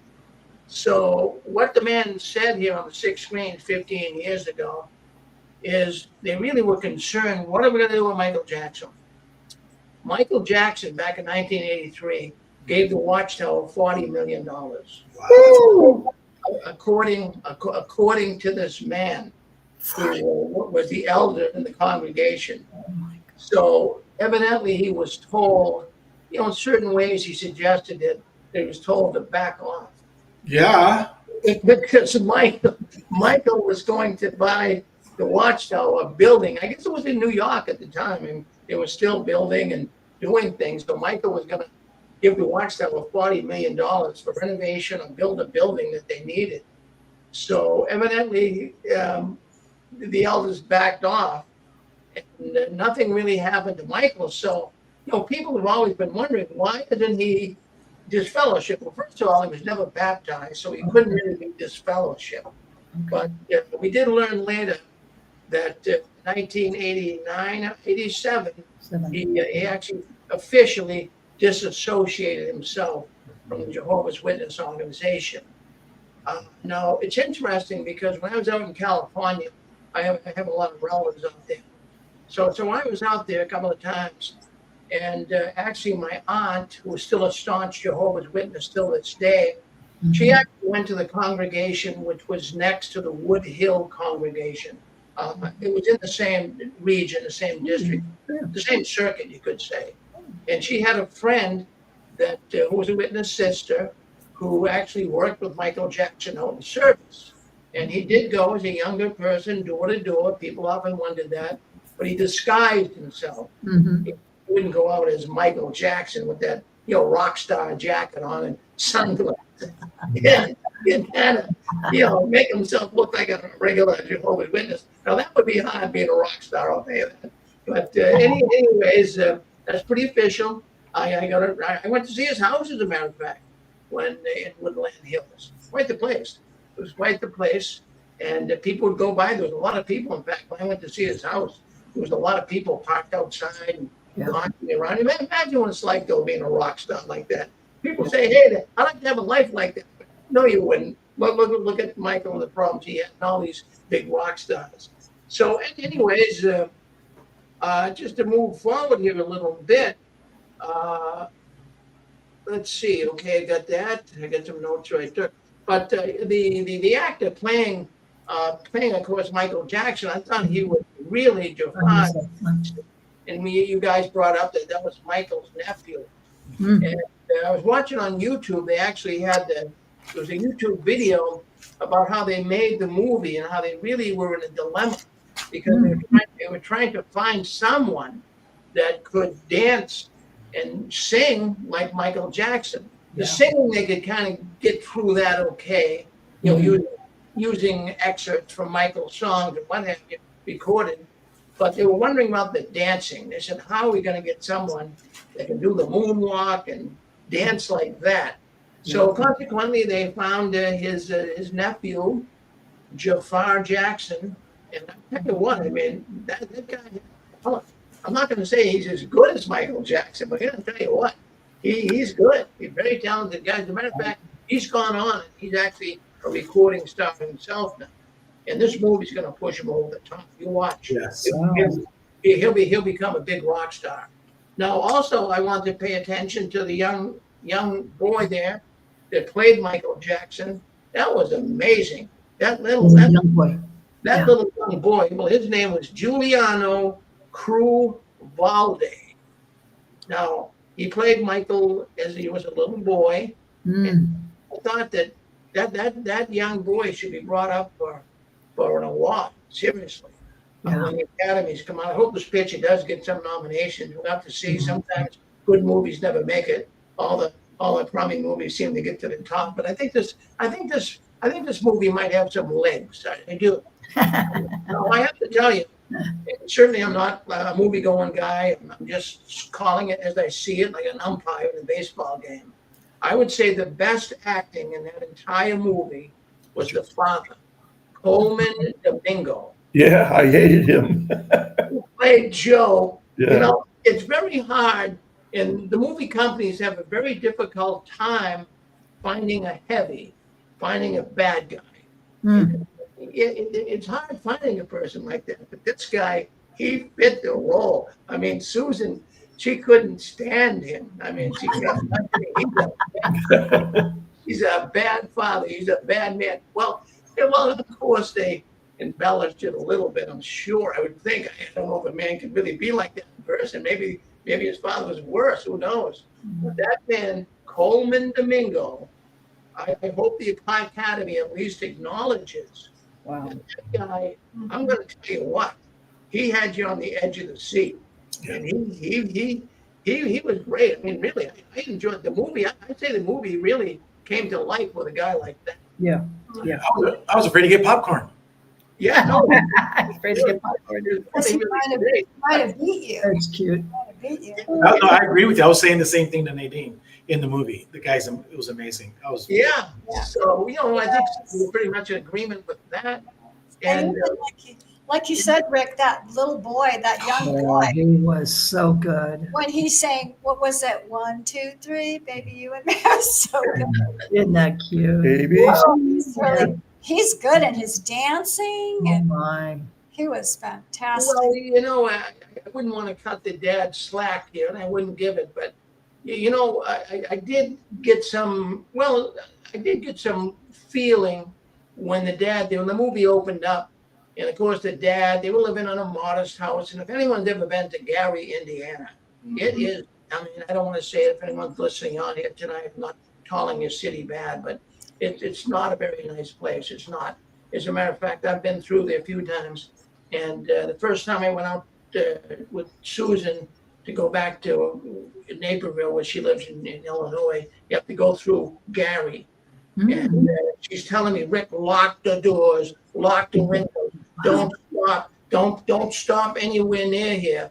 And I'm looking around, and boy, there was a bunch of hoodlums all over the place. But I'm not picking on Gary, Indiana. I'm not, but I'm just saying it's a rough place. We know those rough cities in this country, and that's one of them right there.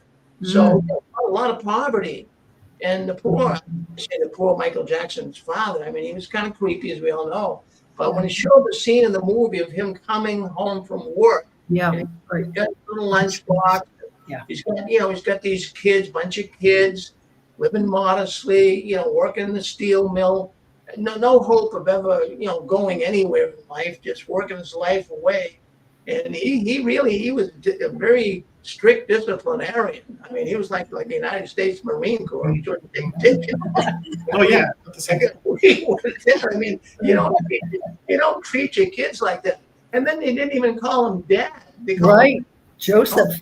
they call him Joe. I'm saying, geez, that's no way to treat your father. That was weird. When there's Yes, no- sir. Remember? No. Yes, sir.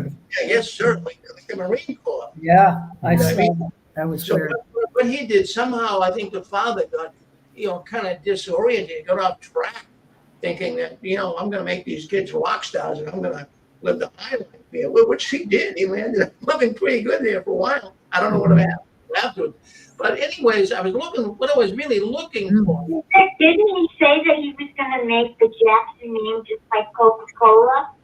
Yeah, he did. He mentioned that he wanted to be known, but he wasn't thinking in terms of, really the kids would really be benefiting by this whole thing. He was going to benefit.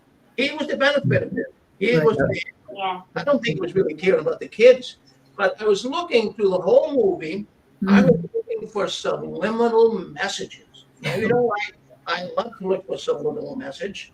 Was there any reference at all to the Jehovah's Witness Watchtower organization? Yeah. Only one. Yes, Just there once. was. Well, you tell me the one you saw, Nadine. It's when his mother was talking to Michael at the table and said, Michael, Jehovah says, let your light shine. There you go. I didn't catch that. I I did did. not be here. I Yeah, didn't catch and then after she said that, I turned to Gilbert and I go, oh no, here we go. Because I thought they were going to add more about, there was only one Jehovah in there.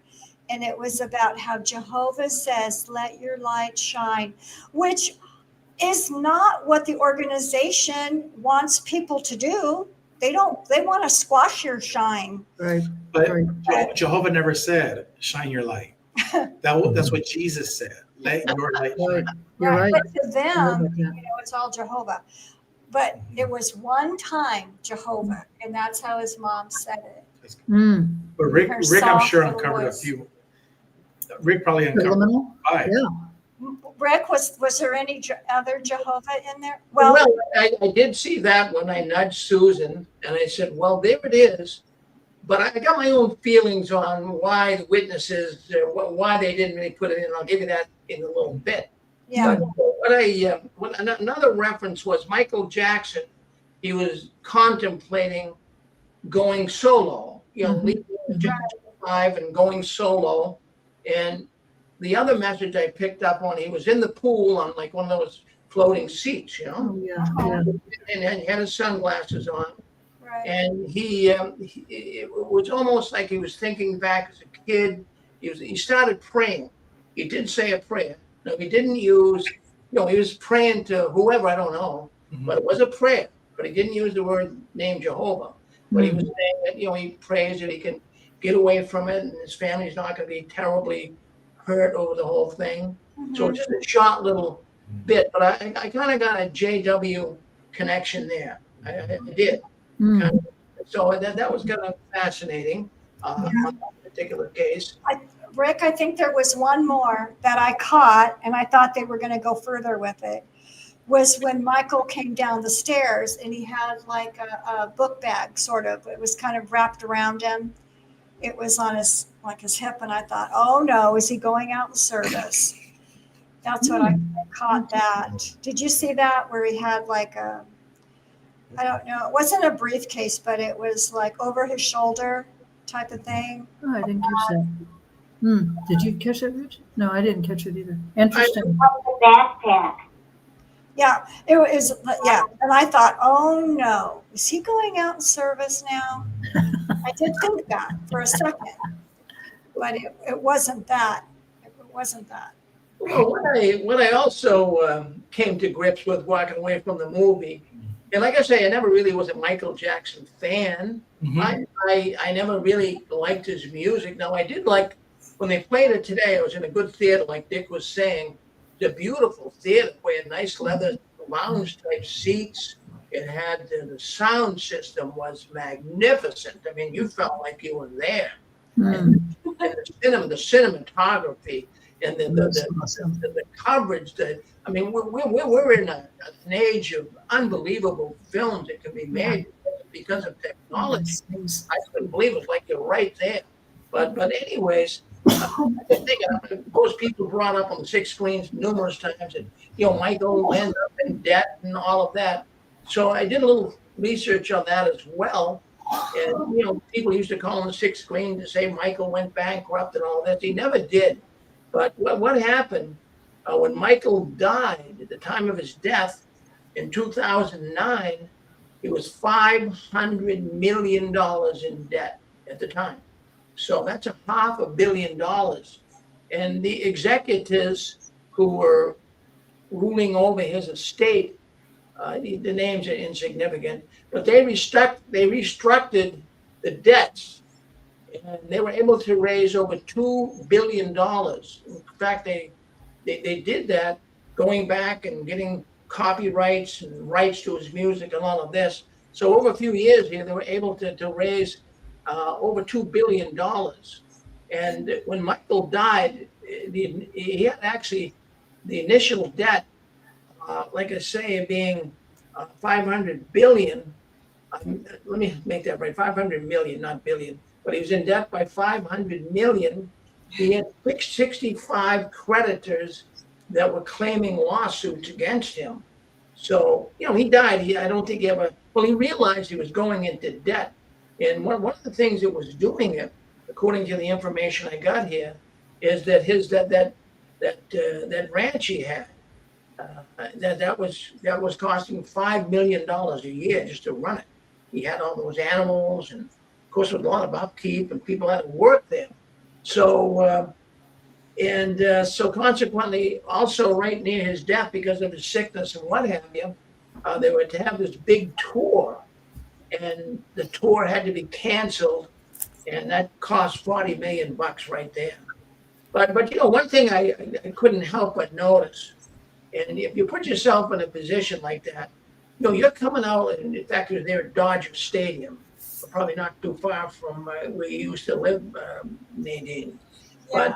But the place was packed. I mean, super packed. Now imagine the pressure on you. You got all these fans, they love you, they love your music. You better get out there and perform. Man, you better give these people a show. I mean, here we got a little audience here. We're trying to give them a show tonight. And you get a little nervous around the edges. But can you imagine walking in the stadium that big with probably 80,000 people all yelling and screaming? Yeah. How does a human even do that? It's Yeah. gotta be. You know what I noticed too, Rick, was when he was young, the economy, the entire family, he wasn't even 10 years old, and it was all on his back. And as he got older, it just increased. And Joe just forced him constantly to perform. Not that he didn't want to. I mean, he loved doing it. He felt good at it. But pressure on this little kid, I just couldn't believe it. Mm-hmm. So Susan, what did you tell the folks here? Give you a little rundown of the movie. Well, I thought Joe was way over the top, and I thought Catherine was kind of ditzy, to be honest, and they kind of played her that way. I don't know if she really was, but she just was just not all there half the time, in my opinion. And Michael was just, again, used as just like a workhorse for the entire family. I think some of his brothers were actually jealous of him, and that might have made things hard. And of course, no one wants you to split off from the family and do your own thing, but he really needed to do that to perform some of the great music that he eventually did. I really had a great sympathy for him by the end of the movie. I did not believe I was like Dick, I just didn't believe any of the bad things that they were saying about him after the movie today. I didn't see it. I didn't see how he could be like that. I felt bad for him because he suffered a lot, and probably his drug problem stemmed from that time, because remember when he was in the hospital bed, they wanted to give him drugs, and he said, I don't want them. And they said, the doctor said, by the time we're done with all your surgeries, you're going to want it. So that's where it started. Well, very good, So Susan. it wasn't his fault, yeah. Well, no, in fact, it's interesting you bring that up. And then what I learned too, because people used to come on the 6 screens, and I never called Michael Jackson. I had a file. I never did. But geez, I had people come on here that did. But walking away today, I always thought he was a little effeminate. But I think what that effeminate was actually coming from him being like a little kid still. When you're a little kid, you're not really totally masculine as a little boy. And I think he just kind of was stuck in little boyhood there for a while. even with the animals. Well, he was never allowed. He was never allowed to be a child. I think Connie had mentioned this before, where he was never given a child's foot, and if he ever tried to have one, his dad would kind of beat that out of him. Well, you can't be like this. You've got to be part of the family and earn money for the family. It's always the family, but it's more like Joe is the family. Hey, Rick, this is the difference when about the voice, and because his manager was also a manager for the Beach Boys. Brian Wilson had a voice that nobody could replicate. Don't worry, baby. Nobody can do the Beach Boy. No matter how much people try, nobody can do Brian Wilson. And again, no matter how good of a singer you are, you can't beat Frankie Valli of the Four Singers. And that's why in the movie he goes, he has perfect pitch. Michael Jackson was in the genre of Frankie Valli and Brian Wilson. They had a special voice, and Michael Jackson took that voice and he created a pop.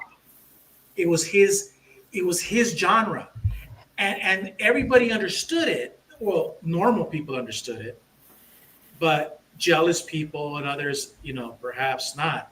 But whoever just has a little appreciation of music knew that this was a God-given talent, like what Brian Wilson had, like what Frankie Valli had. It was in that he hit notes that are impossible to hit.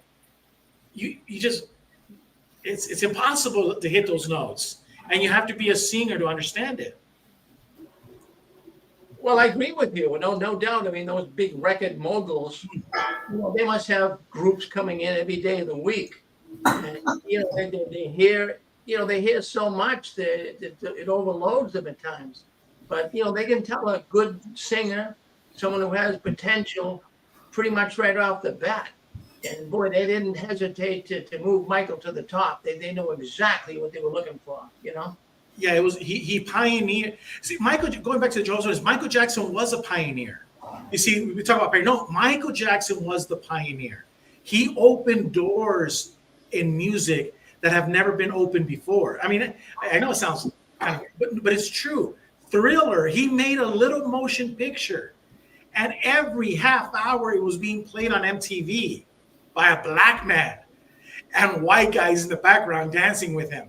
It was, or bad, in the subway, a bunch of white guys with funky clothes. He and people were dressing that funky dress, only in LA.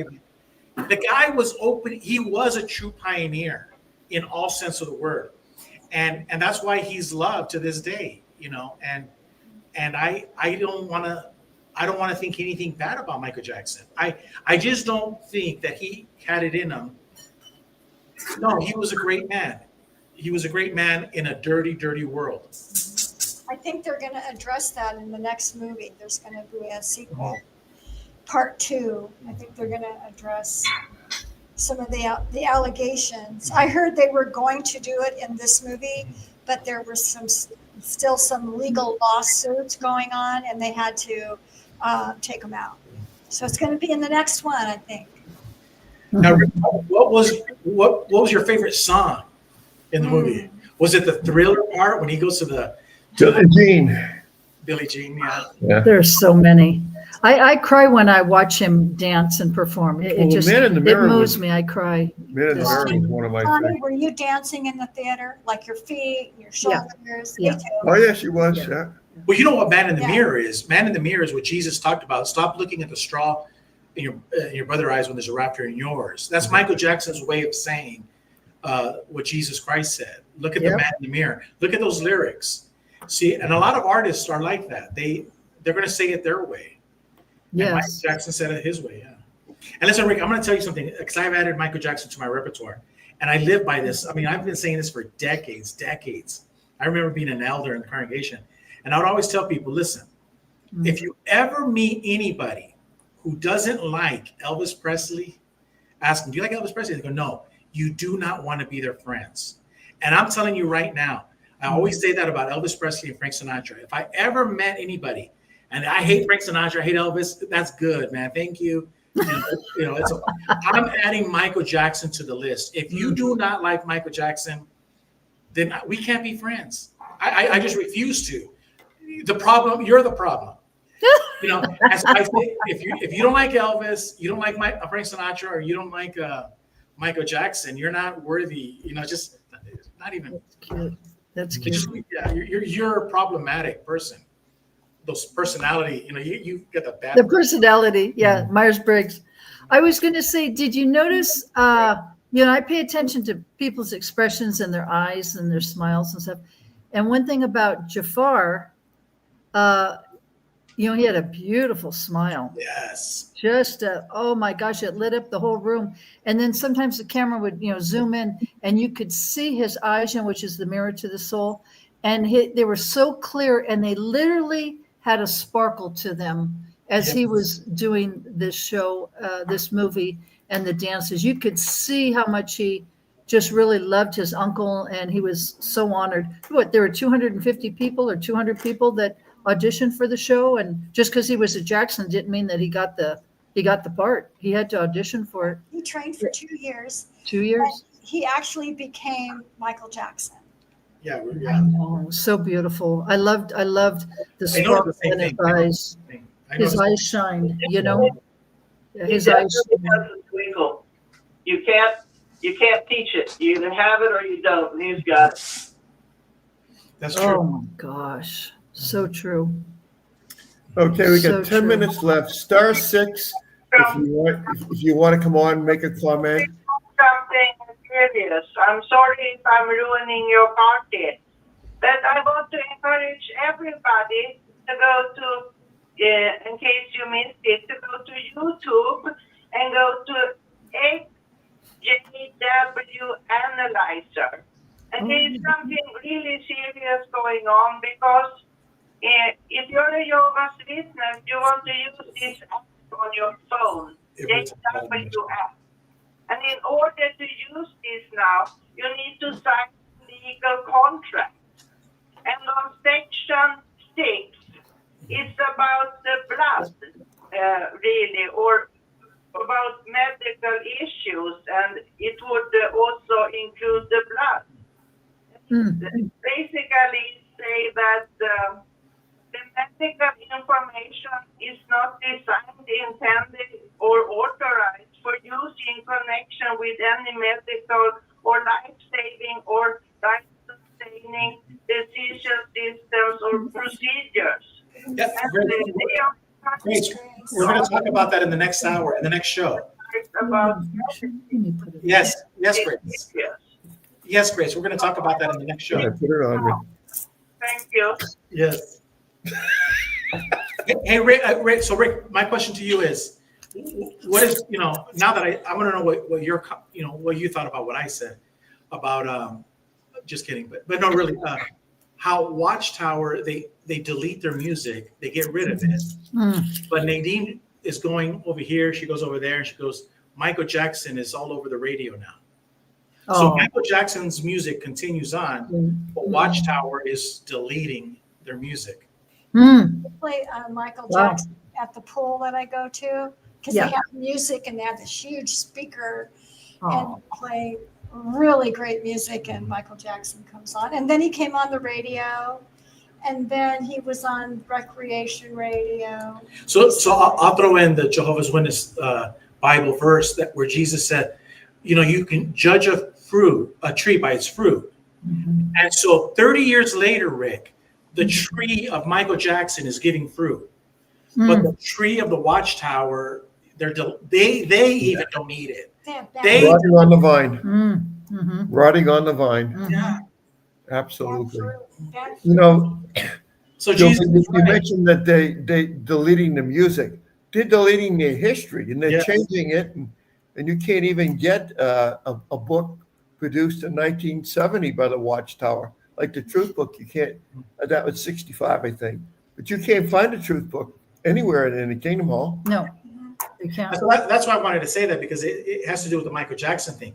You know, unfortunately, we're seeing it now that we're older, but we are seeing that Jesus was right. The tree, Michael Jackson gives good fruit. Watchtower, bad fruit. You know, there was a thought too that I wanted to mention. is, there's that scripture that says, as a man thinketh he is, in Yeah. Proverbs. I think it's 18:12.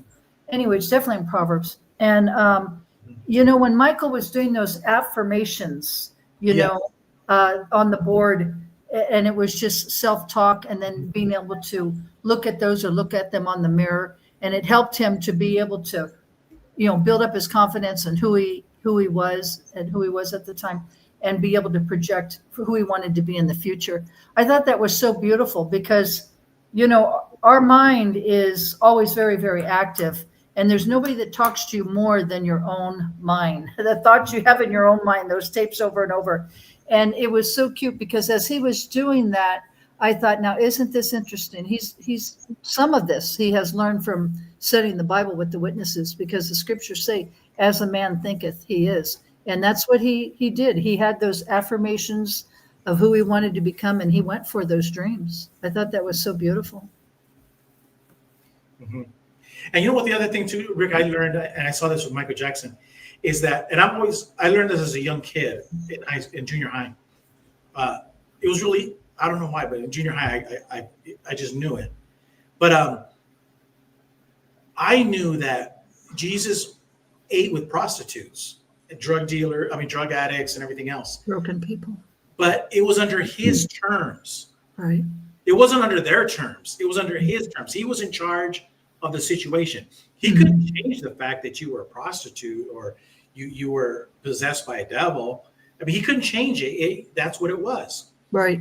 So what I'm saying is, I understood at a young age that you can hang around whoever you want, but you have to be the one that decides what the circumstances are. So when I see Michael Jackson with Prince, with Quincy Jones, and when he was with James Brown, I see a man who's, I love these guys. I don't care about any of the details. Mm-hmm. I'm in charge of my life. Mm-hmm. I made a break, and I'm going to take the best out of that situation. Mm-hmm. But it doesn't mean I have to participate. And that's where Jehovah's Witnesses are wrong, because they say bad associations spoil useful habits. No, we can't say that about all of these worldly people. That's so wrong. It's, you hang around everybody, and then okay, enough is enough. This is where you go home and I go, you go this way and I go this way. Mm-hmm. And so if Michael Jackson listened to Watchtower, he would never hang out with James Brown. He would never hang out with Quincy Jones. He would never hang out with all of these people. Mm-hmm. But neither would Jesus Christ. Jesus Christ would not be hanging around with the Sumerians and all these other different people, right? Mm-hmm. Yeah. So that's the warped view of the Watchtower. And it's good to see that Michael Jackson didn't fall for that. He's like, no, I want to hang out with Diana Ross. I want to hang out with Elizabeth Taylor. But I'm going to be in charge of my domain. Just jealous. Yeah. What was interesting, when you take that scripture, 1 Corinthians 15:33, bad associations spoil useful habits. Okay, well, turn that on Watchtower. What about Watchtower getting involved with the United Nations? There you go. Checkmate. Okay. Checkmate. And then the other thing too is Michael Jackson, with a YouTube video we watched this week, which were quite a few of them. One thing that really woke him up with regards to the organization is, he's very inquisitive. He had honest, sincere, genuine questions about the organization. And I did not know that he was not baptized. I didn't know that. So anyway, that's interesting. But I was just going to say that he was questioning, like, well, there's 66 books in the Bible, but what about the book of Enoch? And what about the book of Tabernacles? Jude. Well, Tabernacles was one, and the book of Enoch. He was asking his elders, why is this not in the Bible? And I'm sure they couldn't answer him, and they couldn't give him a satisfactory answer. So then later on, as time went on, after he left the organization, he got the Ethiopian Bible, and it does have the book of Enoch in there, and he was studying that, and the book of Tabernacles. Our friend Sharon and I, we've talked about that book. She says, Connie, you've really got to read that book, because the book of Enoch's amazing. Enoch was Noah's grandfather, and it has a lot of very interesting information. But anyway, so, Michael had hired all these people who were researchers on the Bible and all these, the book of Enoch and everything else. And he had such a thirsty knowledge. even though he's not associated with the witnesses anymore, he was very, very thirsty spiritually to get answers. And that's really what he wanted. To me, that says a lot about Michael's heart, you know? It says a lot about his heart. Because even though he was not associated with the witnesses, you know, he still had spiritual eyes that he was searching. So I thought that was really, really beautiful about him. I'd like to use the next few minutes to have somebody call in and just tell me if you felt that Michael Jackson was a pedophile. Well, we got a lot of people that have been trying to come in here. Go ahead. We got a lot of people on the line. So that man has been trying to come in here. Go ahead. You're first with us. Go ahead. No, Michael Jackson was not a pedophile. No way. There's no way that Michael Jackson was a pedophile. He lived in a pedophile world. The whole world's a pedophile, but Michael Jackson wasn't a pedophile. My wife just got back from the movie. She took all my grandkids, all my granddaughters, 8 of them over there at the movies, 5 all the way to 13, and they loved it. They loved it, and I couldn't go with them because it hurt so much. I remember back in the 70s, or maybe in the 60s, I was probably 2 years old, and I loved Michael Jackson. Yeah. But I remember my sisters, they were dancing off the wall in the street, and I remember when Elvis died, when Michael Jackson, it just hurts too much. Me personally, everybody's different. But you know what? I think the world is different, and he was a child's brain. He really was. I think what your guest right now talked about him being a child.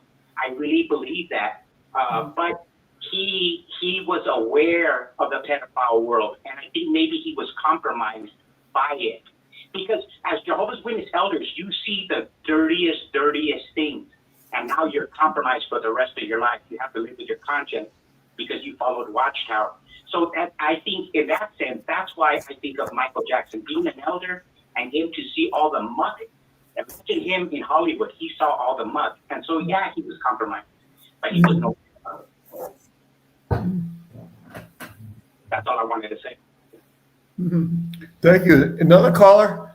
Do you believe Michael Jackson was a pedophile? Yes or no? Quickly, please. Somebody? Star 6. I can't believe somebody doesn't want to comment on that. Well, they don't address it in the movie. Yeah, I know they don't, Yeah. but I'm just throwing it out to the audience. I would like to comment on Thriller. I think it was excellent. It had Vincent Price in it, doing the voiceover. It was really a fine little film. And I had doubts about the Watchtower when they ran Michael over the metaphorical coals for it. Because he was doing a spoof on all the Saturday morning old classic black and white pictures, and he did it fabulously well. And I think Gilbert might enjoy the Russ Tamlin biography. Russ is dancing in Thriller. Russ was also in West Side Story, by the way. And I can't say enough good about Michael Jackson's talent. Well, do you think he was a pedophile? No. I try to get as many people on as I can. Got a few minutes left. Absolutely, absolutely not. No, okay, thanks. Everybody's coming out. No, he wasn't a pedophile. Anybody else? Star 6. Got a few minutes left. Someone who hasn't called in yet.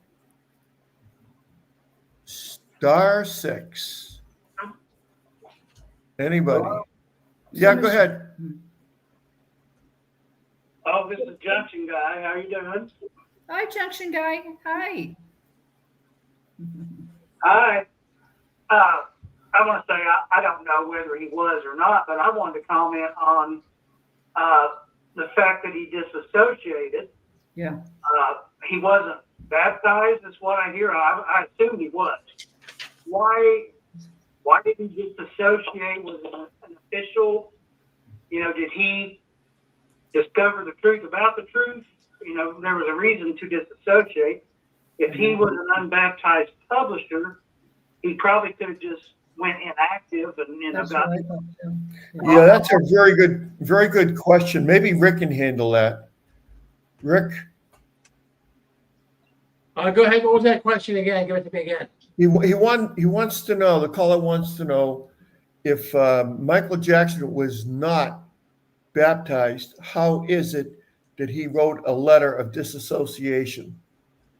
All right, well, that can be done. I mean, that can be done. I would say that he was actually prodded by the organization to do it. Now, I can't confirm that.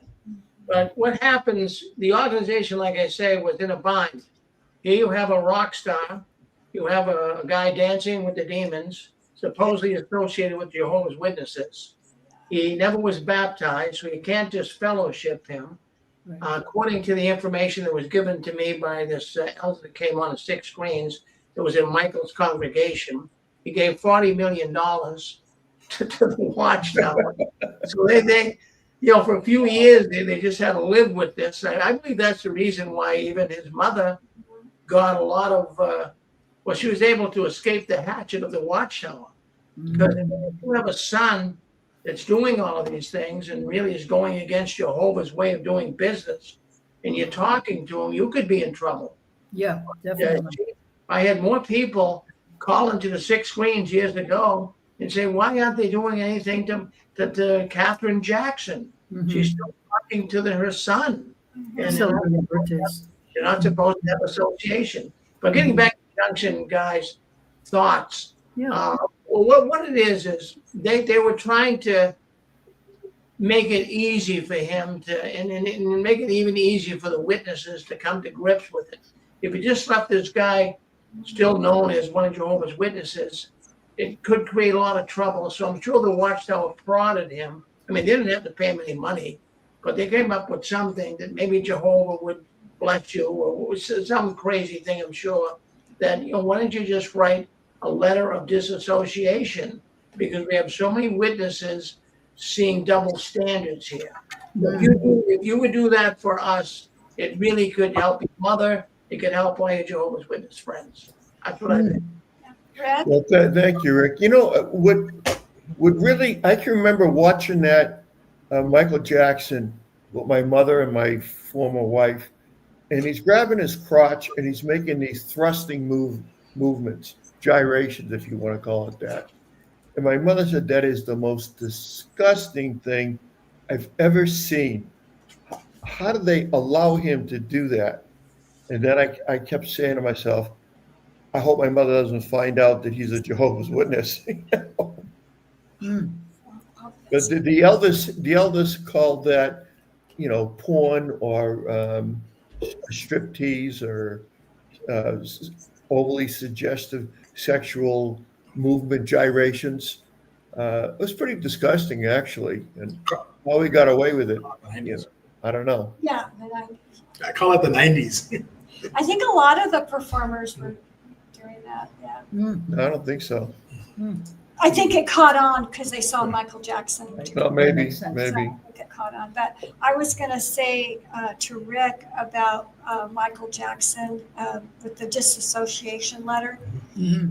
I think because he was high profile and he was an unbaptized publisher. Right. So I think that combination, they wanted him to put something in writing. Yeah. Watchtower is all about covering their butts. Well, the greatest album of all times They are. was Thriller, and the video was fabulous, but the dance. Yeah, but the congregation, his congregation, really was pretty upset with it. Yeah. And Michael Jackson tried to buy his way out, put his lawyers on it to stop it, but evidently it had gone too far in the process, and they had to let it go. But they said that was demonistic and zombies and all that stuff. Well, I'm glad. Well, Nadine got to go see the movie for free because she's an A-lister with AMC, and I paid $17 for the movie IMAX, and it was worth every penny. Yeah. And if you have a little bit of money in this economy, I say splurge and go watch the movie. That's my opinion. Oh, yeah. And, I agree with you, friends. I mean, it was 2 hours and 7 minutes, and, it was just rocking at the very end. I was so sad it was over. It's like, oh Yes. my gosh, it should have kept going for a couple Yes. more hours, huh? That's the number one. That was my only complaint. Yeah, yeah. The only complaint about the movie that it wasn't 5 hours long. Yeah, yeah, I agree. But you know, there will never be another Michael Jackson. I think he is probably the entertainer of the year or century. I don't think there will ever be another one like him. And Elvis Presley. There you go. I was going to say the same thing. Yeah. And Elvis Presley. Well, yeah, because they going back to what I say, you know, they uplifted, they inspire other people. Think of Right. all of the people that were inspired because of Michael Jackson. Think of all of the people that were inspired because of Elvis Presley. Oh yeah. You know, and even if you're a songwriter, you want to write for Elvis Presley, right? And same thing with Frank Sinatra. You know, Pat Boone, I think, is the one that wrote "I Did It My Way." You know, you want to write for him, and so that's what I'm saying about uplifting. Yeah. You know, why in our religion does Watchtower not say, hey, in allegedly 8 million Jehovah's Witnesses, somebody out there must be able to write a good song. Can you please send us a good song and we'll look at it? See, they're not elevating people, but that's the one thing I love about Michael Jackson and this movie is he makes other people better, and that's the takeaway. And thank God he got out of the religion. Thank God he was a dog that had his chain snap and he was able to go free, right? Because that's how I always felt as Jehovah's Witness, that there was like a chain around my neck, like a dog. Yeah. So, and what did he do? He made, I hate to say it, made America great, but he made everything around him great. Mhm. And that's the one thing that I think I took away from this movie is we should all want to make other people great. We want the 6 screens to be great, Right. right? That's why we do the show. Mhm, mhm, You know? mhm. Yeah. And I was also going to add that Michael Jackson really loved Elvis Presley.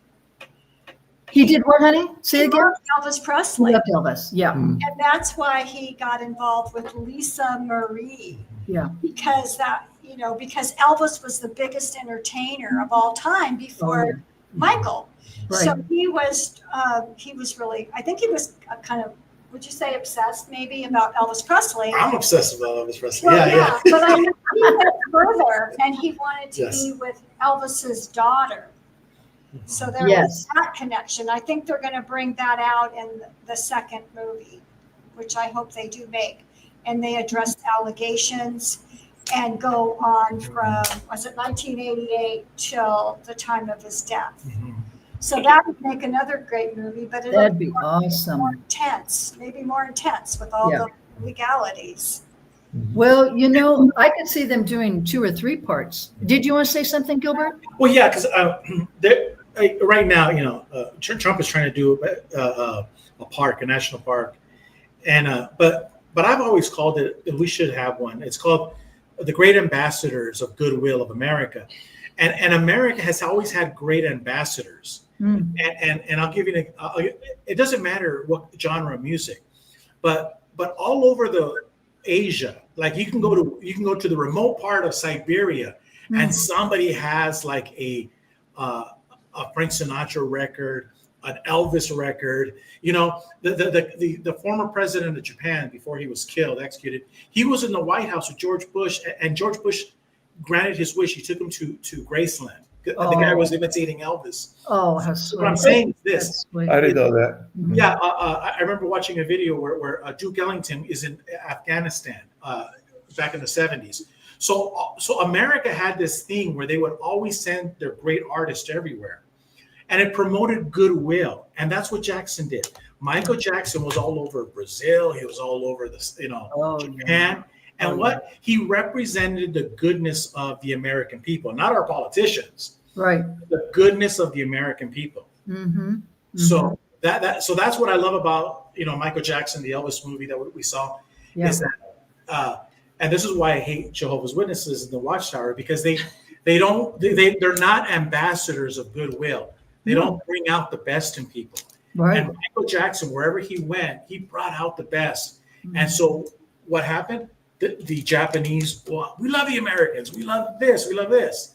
We hate your politicians, but we love your rock and rollers, Oh, because music is a universal language, you know? You know, And he knew that, knew the power of that. when I was growing up, Brian Wilson of the Beach Boys really inspired me. Yes. And Buddy Holly too. And Mhm. incidentally, not to rain on your parade, Gilbert, but I think the song "I Did It My Way" was written by Paul Anka. That's what I meant to say. Yeah, you're right. It wasn't Paul Anka. You're right. Yeah. Well, you have the Beatles are number one, and then the Beach Boys hit a number one hit, and then the Beatles did one, and then the Beach Boys. It was back and forth, there back you and go. forth. And that was the same thing with Fats Domino and Elvis Presley. They were both hitting one after another. And what were they doing? They were lifting up everybody, and everybody wanted to be in that bandwagon. Like, I want to join that bandwagon. You know the album nice. Pet Sounds. When I was growing up, I was a teenager in the 60s. Mhm. I played that day and night. Which song was this?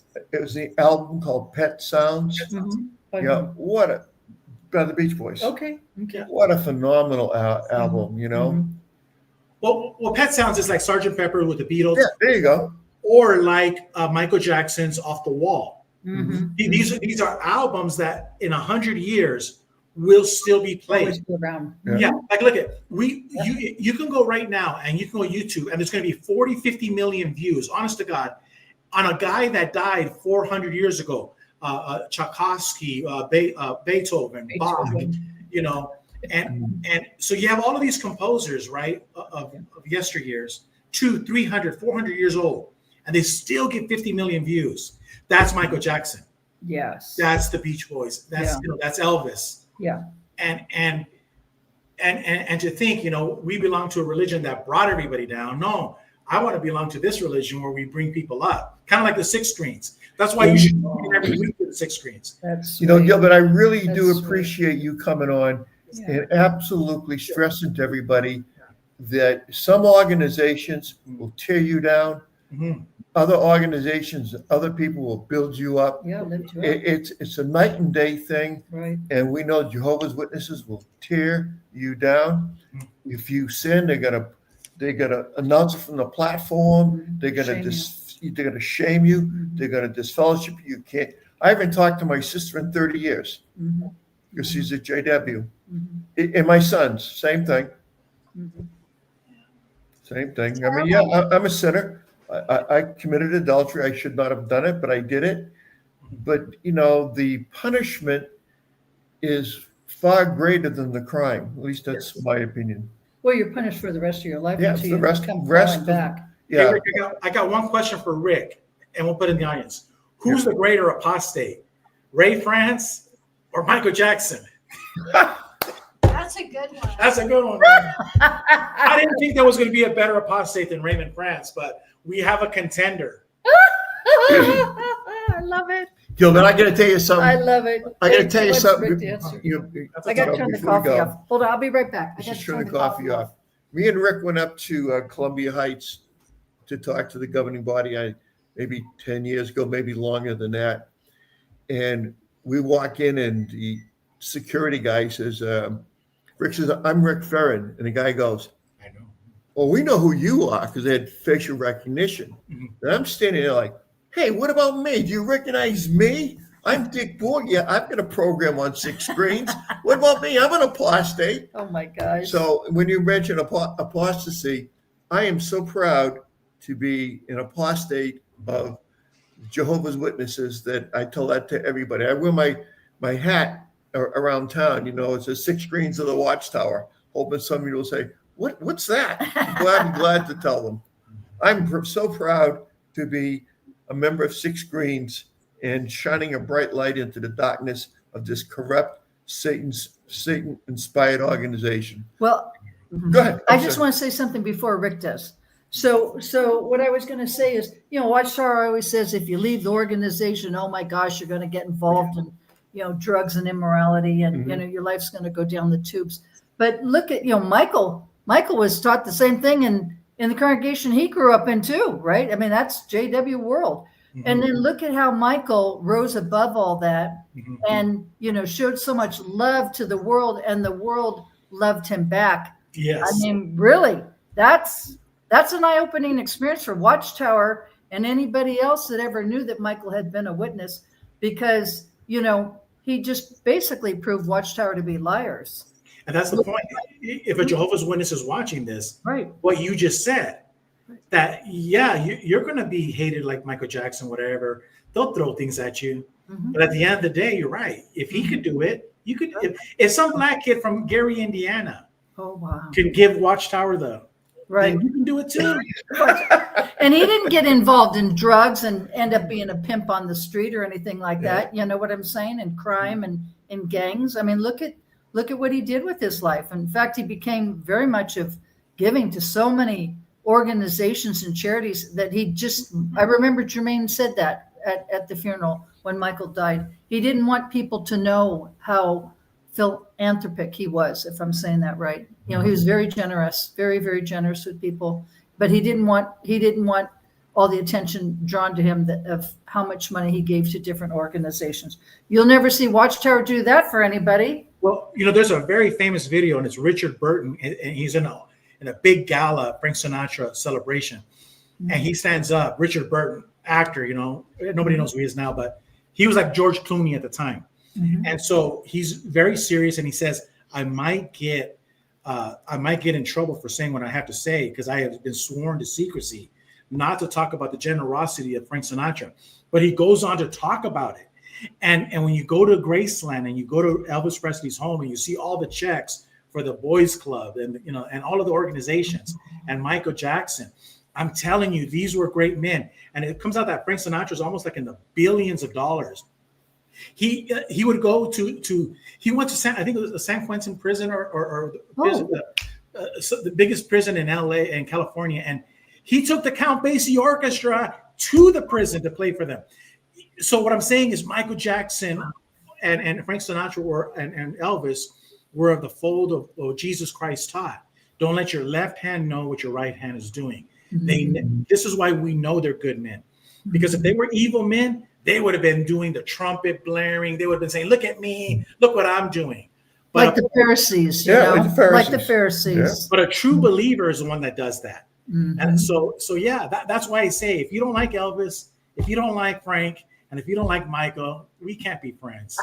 I love that, Gigi. That's great. Well, Gilbert, that's so good. That is. And Nadine, thank you so much. And if you don't like Rick Barron, the problem is you. Did we want Rick to comment that last thought you had? Someone had. Oh, well, we've got there's this one person here that's been trying to come in. Oh, okay. Well, please let him in. Well, 951, go ahead. If you're with us still, 951. I see. Go ahead, 951. You're on with us. Go ahead. Oh, hi. Can you hear me? Yes. Yep. Can you hear? Okay, good. Hi, this is Carrie. Carrie K. And we just wanted to say that the conversation has been wonderful. I was in Reedy Jackson's congregation, and she actually helped me wake up from the Jehovah's Witnesses in a really weird way. Wow. I was shunning my father at the time, and he was under our understanding that Michael had disassociated himself. And so, because my father was disassociated and I was shunning him, I asked her how she handled not talking to her brother because he disassociated. Right. And she looked at me and shuddered the feeling. She said, I would never let some man tell me that I can't talk to my own brother. And I can't tell you how wonderful that was for me to hear that from her. But then at the same time, I thought, are there two separate rules here? It was just totally flooring to me. But I went home that night from the hall. It was a Thursday night meeting. And I called my dad, who I hadn't talked to in a year, over a year. It was almost 2 years. And I welcomed him back into my family. So when I heard that through this whole thing of the movie coming out, that Catherine would not obey the elders in not talking to LaToya, I thought, that must be exactly where Reedy got that. She got it from her mom. She was following her mother's footsteps into not listening to what men said and listening to what her heart said. And that was love her children and love her fellow man. And then it made me think of one other thing, that Michael came out with the song, We Are the World. Yes. And isn't that true? Right. It's so true. We are the world. We are what we make it and how we love one another. So Right. I just wanted to add that to it, and I'm going to go see the movie tomorrow.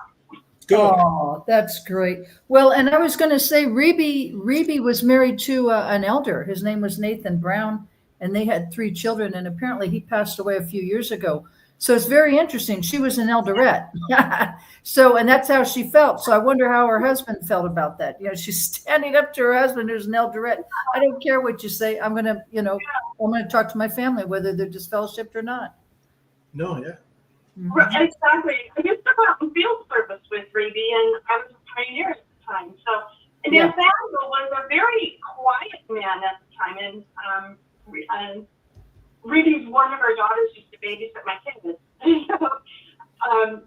For her to say that to me was so profound. And I knew what I was doing at the time, because I knew, because I was being pressured not to talk to my father. They told me I was going to have privileges taken away, and I was going to be, I could suffer disfellowshipping myself and that kind of thing. So I'm like, well, she's not disfellowshipped, so I want to find out from her. And she was very honest with me, and I didn't let them push me around after that. And so I can thank her to this day. She did a beautiful thing for my family. Well, Carrie, I wanted to ask you something interesting about that. We were hoping somebody close to the Jackson family would definitely call in tonight. I was watching, like I said, we were watching a lot of the Jackson YouTubes and so forth. And I was watching the one on Reby. And I didn't know much about her, except that she was Michael Jackson's older sister. And she was actually the firstborn. But what I wanted to ask you is, she has 3 children. And her husband now has passed away a few years ago. Are her children JWs today? They were, at the time, I remember I doubt it. 2 girls, mostly, and then there was, I think, a little boy. This generation. I can't remember now. It's been so long. Okay. Well, she's older than me. She's in her 70s. She's older than me. Yeah. Mhm. I'm going to be 58, so this was back when I was like in my 20s, and I'm trying to think back that I had my 3rd. I was around 25 to 26 at the time. So her children were her children were witnesses too, and I think after Nathaniel passed away, I'm not sure if they moved to Las Vegas before he passed away or after. But I was surprised that he has been he's been dead for so long. But they were witnesses, because I was in the Westlake Village congregation at the time, and her daughters were witnesses, very nice young women too. But that's probably why they are so quiet, is because they probably are still going. But, Okay, so I have a couple questions, honey. So you're breaking up a little bit. So I was going to say, the mother, Reby, she had produced 3 albums herself. Centipede was one of her main songs, and Yours Faithfully was another one. So that was very interesting. I didn't know she had a musical career. But was Reby and her husband Nathan Brown still married when he died, or not? I didn't understand that part, because you said something about Las Vegas. They moved out of West Point congregation, and they moved to Las Vegas, and you know how you hear things through different ones. That she was going to pursue some of her own music up there, but I don't know how that went. But they were still together. They're still together. Yeah. Or anything like that. Yeah. So in that family, Catherine's still a JW, and then of course Reby is. And then I was curious to know about her kids. I'd like to know about I know Jermaine's not a witness. I know he practices Islam now, and he said it gives him a lot of peace. And Tito passed away a few years ago from a heart attack. But I wonder about, Randy. I wonder about, Marlon. I wonder about Jackie, Janet. I mean, we know about Janet, Latoya. I'm just wondering about any of their children, and what's going on with them in their lives, if you know. I don't know anything. It was a very short period of time for me being in the congregation. If my niece was talking to me, which she grew up in Reeby's congregation her whole life until Reeby moved out of that congregation. She would have more information on that, but she is still practicing Jehovah's Witness. So, and I haven't listened to her in 5 years. Now, Carrie, is that congregation, is that near where Catherine lives in Encino, California, or not? As far as the driving distance, Woodland Hills to the Westlake Village congregation is about a 35-minute drive. Okay. Because the mother, I said Encino, but then she lives in Calabasas now, right? The mother does? Mm-hmm. I don't know. I'm not sure if she moved from the house at the Woodland Hills congregation. Yeah. Encino. So, this Encino and Woodland Hills are next to each other. Yeah. When I went to Pioneer School, we worked that territory kind of funny. But I did meet Michael Jackson one time when I was a young girl. And it was at the Circuit Assembly in Woodland Hills. And I used to work a kitchen with the brother, with the brother who used to work at Bethel. He was in charge of the kitchen. So I would go up early in the morning. So I was in the hall near one of the gates, and Michael was standing around, and all of a sudden people were up trying to talk to him, and too many approached him at once. Oh, yeah.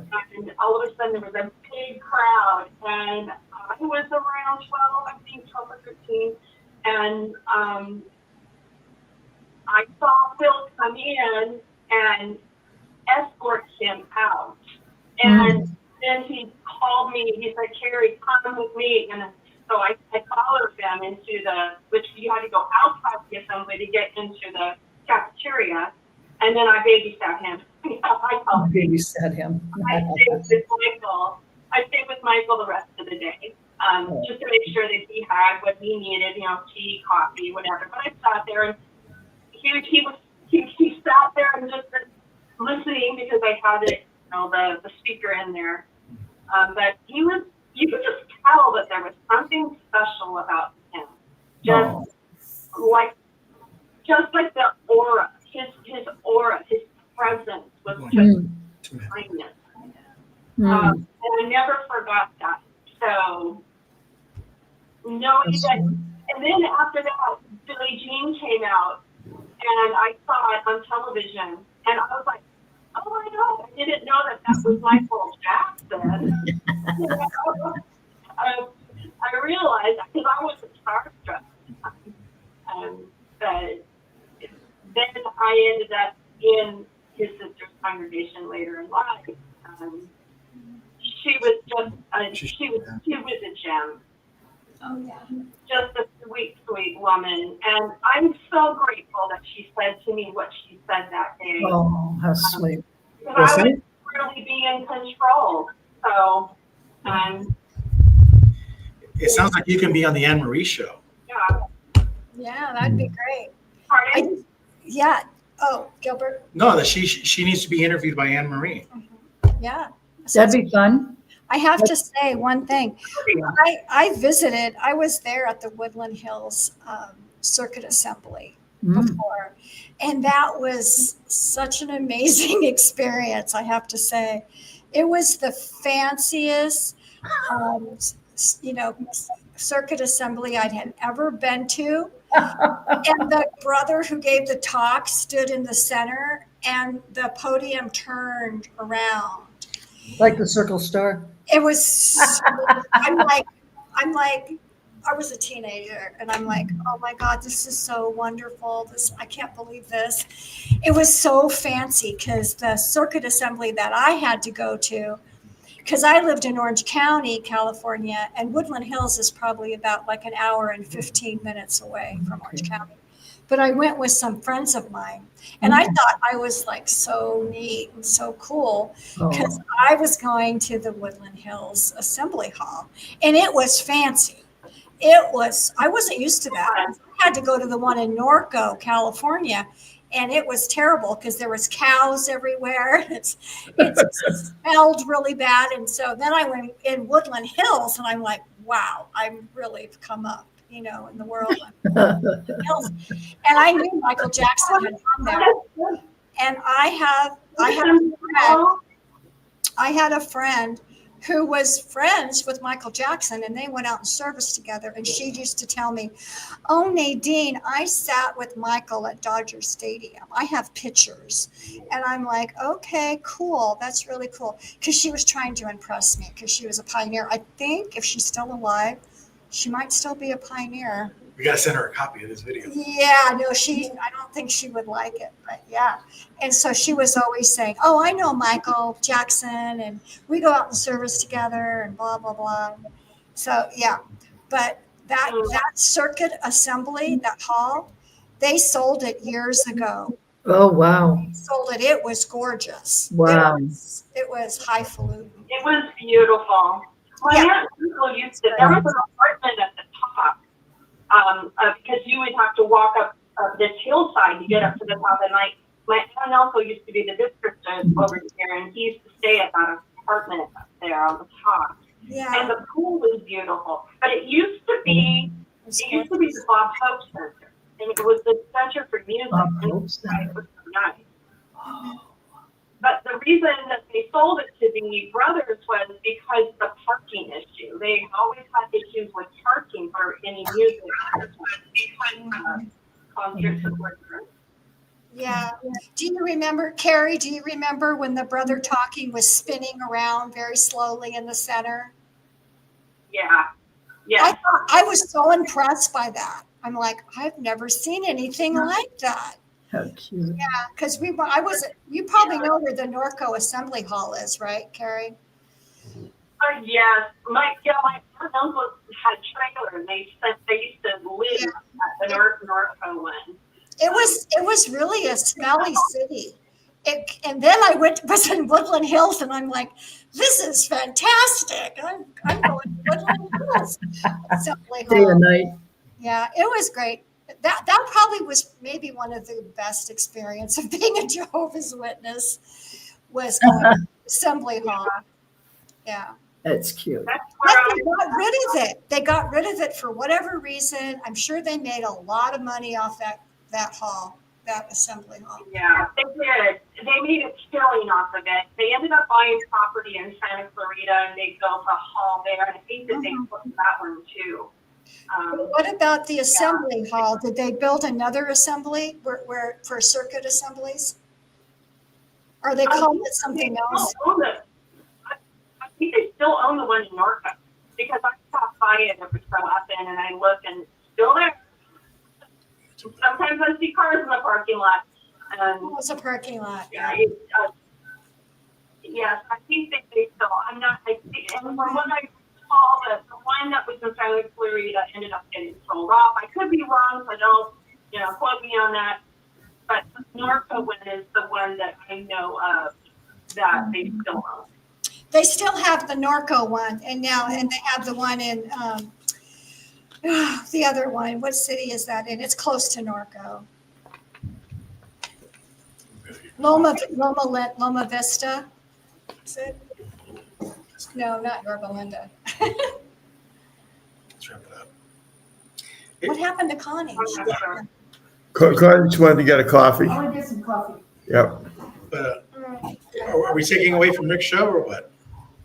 Actually, we are. I was just kind of trying to politely break in. We're 45 minutes overtime, but we're doing better than we did 2 weeks ago. We were an hour and 10 minutes overtime last time, so now we're only 45 minutes. I'm glad me and Rick are best friends because I think he's going to shoot me someday. Rick, you want to take over? Well, yeah, I wanted to say thank you, Kerry, for coming on. Yeah. And like you were saying, we have a program, Kerry. It's not tomorrow, but it's every other Sunday. And we have a former Jehovah's Witness. Her name is Anne Marie. And the program is ex-Jehovah's Witnesses share their story of being in the Watchtower. And if you'd like to come on that program, it's at 2 p.m. Eastern Standard Time. So if you can make it next Saturday, just bear that in mind. If you can make it, write me at jwworldnews@gmail.com, and I'll be in touch with you. But we'd love to hear your story. We really would. So if you do that, Kerry, by all means, try to do it. I'd love that. We all would. Thank you. All right. Well, good program. What I look for here is retention rate. I mean, someone's going to be the ringmaster here at the 6 Greens. So someone's going to kind of keep an eye on things that are going on. So we had a retention rate is an amazing thing. What that means is, people who are listening in, I look at the radio network, I look at people coming in Facebook, YouTube, through our radio telephone line. And when I see people dropping off, it's not a good sight. But they've been staying in here. So what that tells me, in other words, you have to kind of extract intelligence. So what I'm extracting from this call tonight is our retention rate was very, very good. People came in the beginning. Now look, we went for close to 3 hours here, and they were listening in all the time. So that's good. We had a good number of people calling into the program. And a lot of these people, I have to tell you, are new. I can only conclude that they are Jehovah's Witnesses.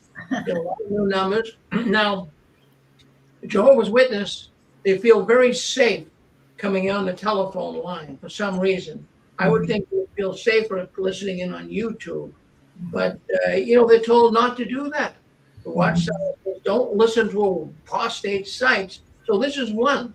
So they're following the admonition of the Watchtower. So they call into the program. The Watchtower doesn't tell them to not call into the program. So I think they kind of find a little loophole there in the witness world. But anyways, the attendance was good. Now, the last time that you did your program, Constance and Dick, you have over 2,000 people. I have listened to that program. And I want to keep re-emphasizing here, we're all doing crazy on the 6 Screens, Nadine and Gilbert coming in, all the people that do the program. We got 14 different programs here for 6 Screens. And I'll tell you what, they're all gaining momentum. I can only conclude one thing. I don't know if it's because Dick grew a longer mustache. That was it. Getting more people coming in, or what it really would be. But we have been getting more and more people.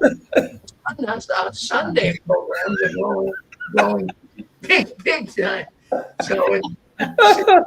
So I think it's because there's more and more people getting out of the Watchtower. So I don't think it has much to do with Dick's mustache. But I think it has to do mostly with more people leaving the Watchtower. So we want to thank the new ones coming in. Yeah. And if you can muster up the courage and speak up, we would all love that. But see, one of the things, this is a very odd thing.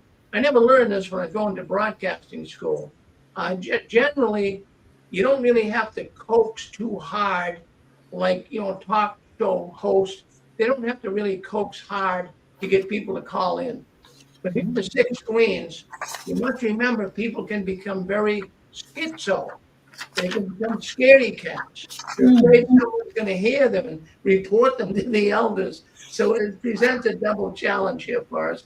But I want to thank all of those people that do call into the 6 Screens. You're real troopers, and thank you for getting out there and letting people know that you've had enough of this dangerous, destructive organization. Thank you, Dick and Constance. Thank you, Nadine and Gilbert. Appreciate your presence tonight. Thank you. Good night, everybody. God bless. Thank you, everyone. And just a last comment. Everyone that called in. Pizza. You want to order pizza? Who do you want to order pizza from? Because Rich looks like a pizzeria guy with the longer mustache. It's funny you say that because we could put one of the pizza chef hats on Dick, and he could That's go right. to work for Domino's, you know, he really could. Domino's. Very good. All right. What were you going to say? Thank you, I Dave. was just going to say, I was very happy that that everyone that called in did not think that Michael Jackson was a pedophile, because I don't think that way either. It was a great movie. If you get a chance, watch it. And once again, like I say, if you're an Amazon Prime member, you can be an Amazon Prime member for either 1 month or for a whole year. Do it for 1 month. And then in the middle of next month, which is June, it'll be released, and it's $28 and some change. And then cancel the Amazon Prime. That's how you get around that. But anyway, it's a great, great movie. I think you'll really, really enjoy it. So thank you, There you go. everybody. Hey, everybody. Well, we had a good time reviewing Michael Jackson's movie. Get to see it, as Constance says. Thank you guys for coming on, and keep waving that flag of victory, all of you. Thank you, Rick. Thank you. Bye-bye. Well, don't go anywhere. We get JW World News coming up next. Of course, that's the news the Watchtower doesn't want us talking about, but we talk about it every Saturday night and every other Sunday right here on the 6 Screens Telenetwork. All right, so let's go and see what else is happening here. We're going to let this program, I'm going to end it right now. Stay with us for the news.